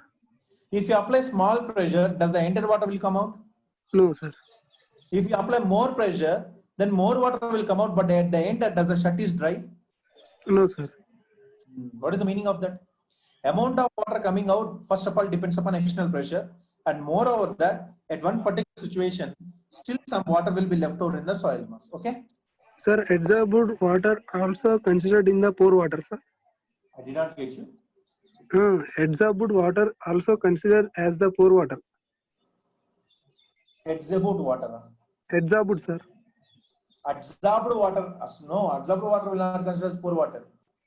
You said that in second. Gravitational water. Whatever the pore water is nothing but a gravitational water. Sir, you said that in secondary consolidation, the consolidation happens due to absorbed Yes, that water. is secondary consolidation. But we are discussing about primary consolidation, right? When primary consolidation ends, sir. See, absorbed water will not be discussed in primary consolidation. Okay. It will be discussed with only free water and some portion of capillary water. But capillarity cannot be seen everywhere. So we see mostly in the case of whom? Free water, which is nothing but gravitational water. The piezometer represents gravitational water. Okay? All the gravitational water removed, then primary consolidation will end, sir. Sir, is there any, depending upon the quantity or mass of the soil, is there any Forget limit about the quantity or mass of the soil. How many times I told you, it does not depend on all those things because soil is not a single individual. The first point that I said about the soil mechanics is soil depends upon n number of factors: size, shape, structure, moisture, stress history. So forget about the range. If there is any range, I say. If there is no range, means it depends upon a lot of factors. Okay? Okay, fine. Sir, percentage also not there in the, sir. Percentage removal of water for primary consolidation, sir. Percentage removal of water is nothing but degree of consolidation. We will be discussing that tomorrow. Okay? Okay, sir. Thank you, sir. Yeah. Now, Mr. Sandeep Kumar. Come on, Sandeep, speak out. Good evening, sir. Good evening. Sir, regarding today's class, the primary consolidation and initial consolidation and end of the consolidation, the water will expose totally as you have told now example, switching of shirt, t-shirt. Yes. But switching of shirt is not totally losing its water content also. Yes, it won't lose its total water content. Did I say that soil will lose its entire water? No. No, the same thing. But end of the consolidation, no water will present. See, at the end of the consolidation, I did not say no water. You please look over that. I'll be showing you.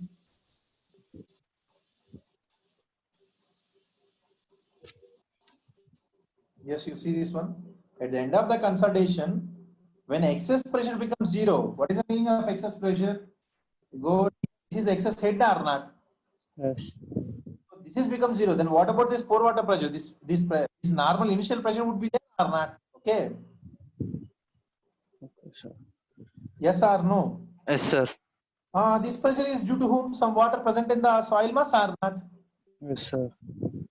So water will not expel out completely. Water will expel up to the point when the excess pressure becomes zero, not the total pore water pressure becomes zero. Okay. Okay, sir. Yeah. So these three are using total this chapter, sir. Yes. These are very, very, very important points. If you understand these things, then you can understand anything. Okay. Okay, sir. Thank you. Yeah. Okay, Sandeep.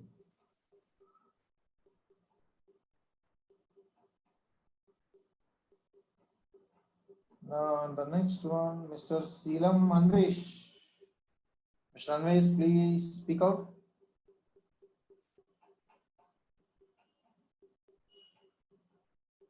Mr.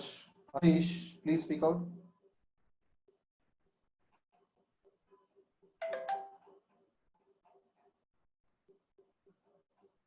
Mr. Anvesh.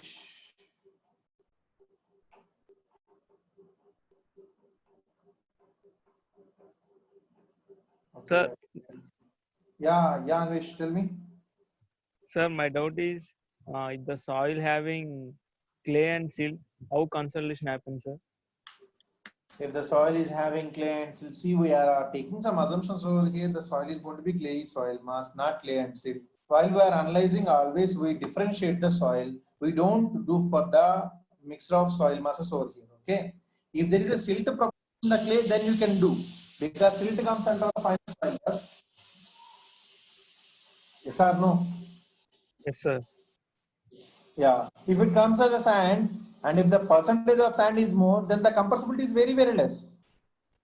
So we don't deal with the sandy clays or gravel clays. We deal mostly in the case of the clay soils or silty clays only.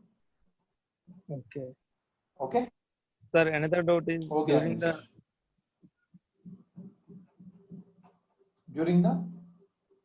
during the consolidation, property of water content how will decrease, sir? What? Sir, during consolidation, property of soil. What is this water content? Decrease. How? What is weight of water by weight of solids? Yes, sir. Yes. Does weight of solids changes? Weight of water also changes. Does weight of solids changes? Yes or no? Yes, sir. How come the weight of solids changes, right? How many times I told you that the volume of the solids and weight of solids both are same, means both remain constant. You please go through the earlier conditions. I told you weight of solids always remain same. When the weight of solids remains same, the water content depends upon weight of water only. When the water goes out, then the weight of the water will decrease. Just okay, sir. First, you please go through chapter number 2 concept. Understand what is the meaning of this weight of solids, Anvesh. Okay. Have you not understood it? Yes, sir. Understood, sir. Hello. Sir. Yeah. Okay, Anvesh. Any other doubt? No, sir. Hello, Anvesh. Sir. Yeah. Is there any other doubt? No, sir. Yeah. Okay. I'm not able to listen your voice because after 1 or 2 minutes I'm getting your voice. That's the reason why. Okay, fine.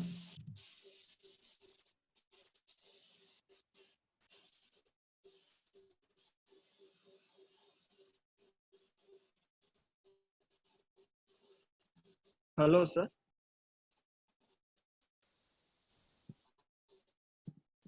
Hello.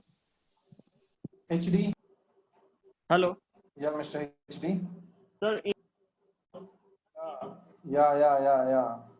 I'm able to listen you. Tell me. Hello. Hello. Yeah, yes. I'm able to listen you. I'm able to listen you. Please speak out. Okay. Sir, in previous GATE questions, chapter number 2, question number 4, 5 marks.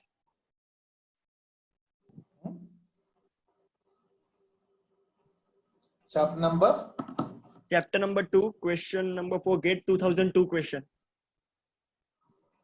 Chapter number 2, question number 4, GATE 2002 question. In 5 marks section.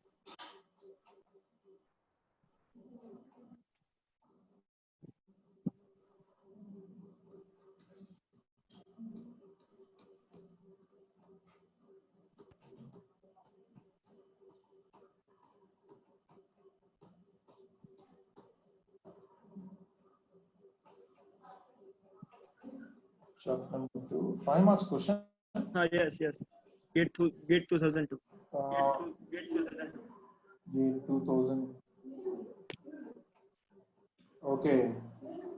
So soil has been compacted in embankment. That's the question you're saying? Yes. Yeah, what happened over there? Sir, somehow I got degree of saturation above 100%. So I am not getting my mistake over here. I mean, is there any mistake in taking units, because bulk density is given as You might have 2.15? taken the bulk density as dry density. Huh? The soil has an embankment at a bulk density of 2.15 and a water content of 12%. The value of specific gravity is 2.65. The water depth is well below the foundation level. Estimate the dry density. What is the dry density? 2.15 by 1.12. Yes, 1.12. So you got the dry density as 1.92? 1 minute, sir. No, I got, see, I took bulk density as 2150 kilogram per meter cube. So Why to go for 2150 kilogram per meter cube? You can say that 2.15 milligram per meter cube, right? so I got, Sorry, milli. Huh? Not million. That's not milli. That's million gram per meter cube, right? Okay, fine. Let's say 2150 kg per meter cube. Okay. By what is the percentage? 12%, which means gamma d is equals to gamma by 1 plus 1 plus W. So by 1.12, which is going to be 191.1.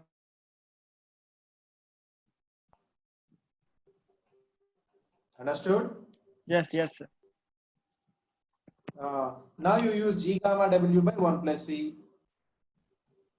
where E is equals to G value 2.65 into gamma W 1000 by this answer minus 1. The E value is going to be 0.38. Yes, sir. Then what about Sevang? E into SR is equals to W into G. W 0.12 into G 2.65 by answer 83.58%. How you got more than 100%? Sir, I think I made mistake in taking units, I think. And sir, one more doubt. Tell me. Sir, in chapter number 5, 2-mark section, first question. I already shared that question. You please go through that previous videos. I have already shared this question. Yes, I understood 2 marks question. Soil mass contains 40% ground, 50% sun. You please go through the previous questions. So, I mean, previous PDFs I shared. I have shared this question also because, and I think at the 6th chapter starting or 5th chapter ending, I have shared this question. You please go through the PDFs, previous PDFs. You can get to that. Okay. Thank you. Okay, Mr. Vishal. Mr. Vishal. Good afternoon, sir. Yeah, Mr. Vishal, tell me. Sir, in today's starting, we have solved IES questions. I did not able to understand your voice, Vishal. Please tell me. Sir, in today's session, in starting, you solved IES questions, previous IES questions. Yes. Can you, sir, please go to that? Huh? Can you please go to that slide, sir? Where depth varies. Yes, questions. Yes, come on, tell me. These are the questions, right? Yes, sir. Next, where the R is equal to 0 and only depth is varies. Sir, the Which option one? B. 1 unit, we got the answer. 1 unit. 1 meter. 1 unit. 1 unit. Yes, this is 1. Yes, sir. Yes, sir. Yeah. Sir, in this, they have said stress gets reduced. So, sir, we should be calculating it by sigma z. That sigma z is going to be, see, from the ground level, the vertical stress has been reduced by 52.3. Then what is the vertical stress at that point? So, can we solve it by sigma z is inversely proportional to z square? No, you cannot see. Yes, you can solve it, but the point they're asking is along the means a plane passing through the load. But do you know the initial value? Sir, we can take it as a sigma z1. Sigma Z1. And what is the Z1? Sir, we will convert sigma z2 in the form of sigma z1. We can convert sigma z2 in form of sigma z1. So z1 will be cancelled. Not going to be possible. It's not correct. That version is not correct. Okay. Because you don't see, if I would have given you at a particular depth the stress is this much, what would be the stress at a other depth? then you can use that relation. Here you cannot use that relation. So we can convert sigma Z2 in the form of sigma Z1, like stress is reduced like. Okay, you see, you are saying that sigma Z is inversely proportional to Z square. Okay, fine. Sigma Z2 is equals to sigma Z1 Z2 by Z2 whole square. Okay. So you are saying that sigma Z2 is going to be 0.477 sigma Z. Sigma Z1 as sigma Z is equals to, let's take Z as Z, and what is Z2? Okay, this is the one you are saying, right? Yes, sir. Yes, sir. Yes. Yes. Now, what is the root of 0.47?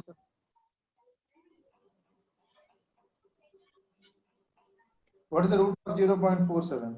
Then Z2 is equals to 0.69 Z. Is it the correct answer? So, sir, I am not getting the answer. That's why I said, can we use this method? Nah, that's not a procedure. That's what I'm saying. Nah. Do you know this length? Do you know this length? No. No, right?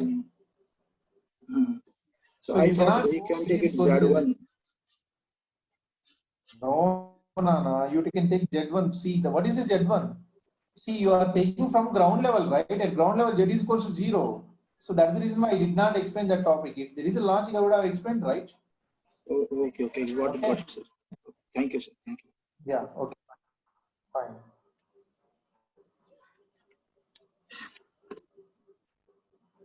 Sir, for a strip of width B subject to loading in a stuff Q at the surface, the pressure curve of intensity point extends to a depth of, I have given you that 1.5 to 2 times of the width of the foundation. You please go through that. Sir, in coarse-grained soil, water expels out faster, so settlement will be also faster, right? Yes.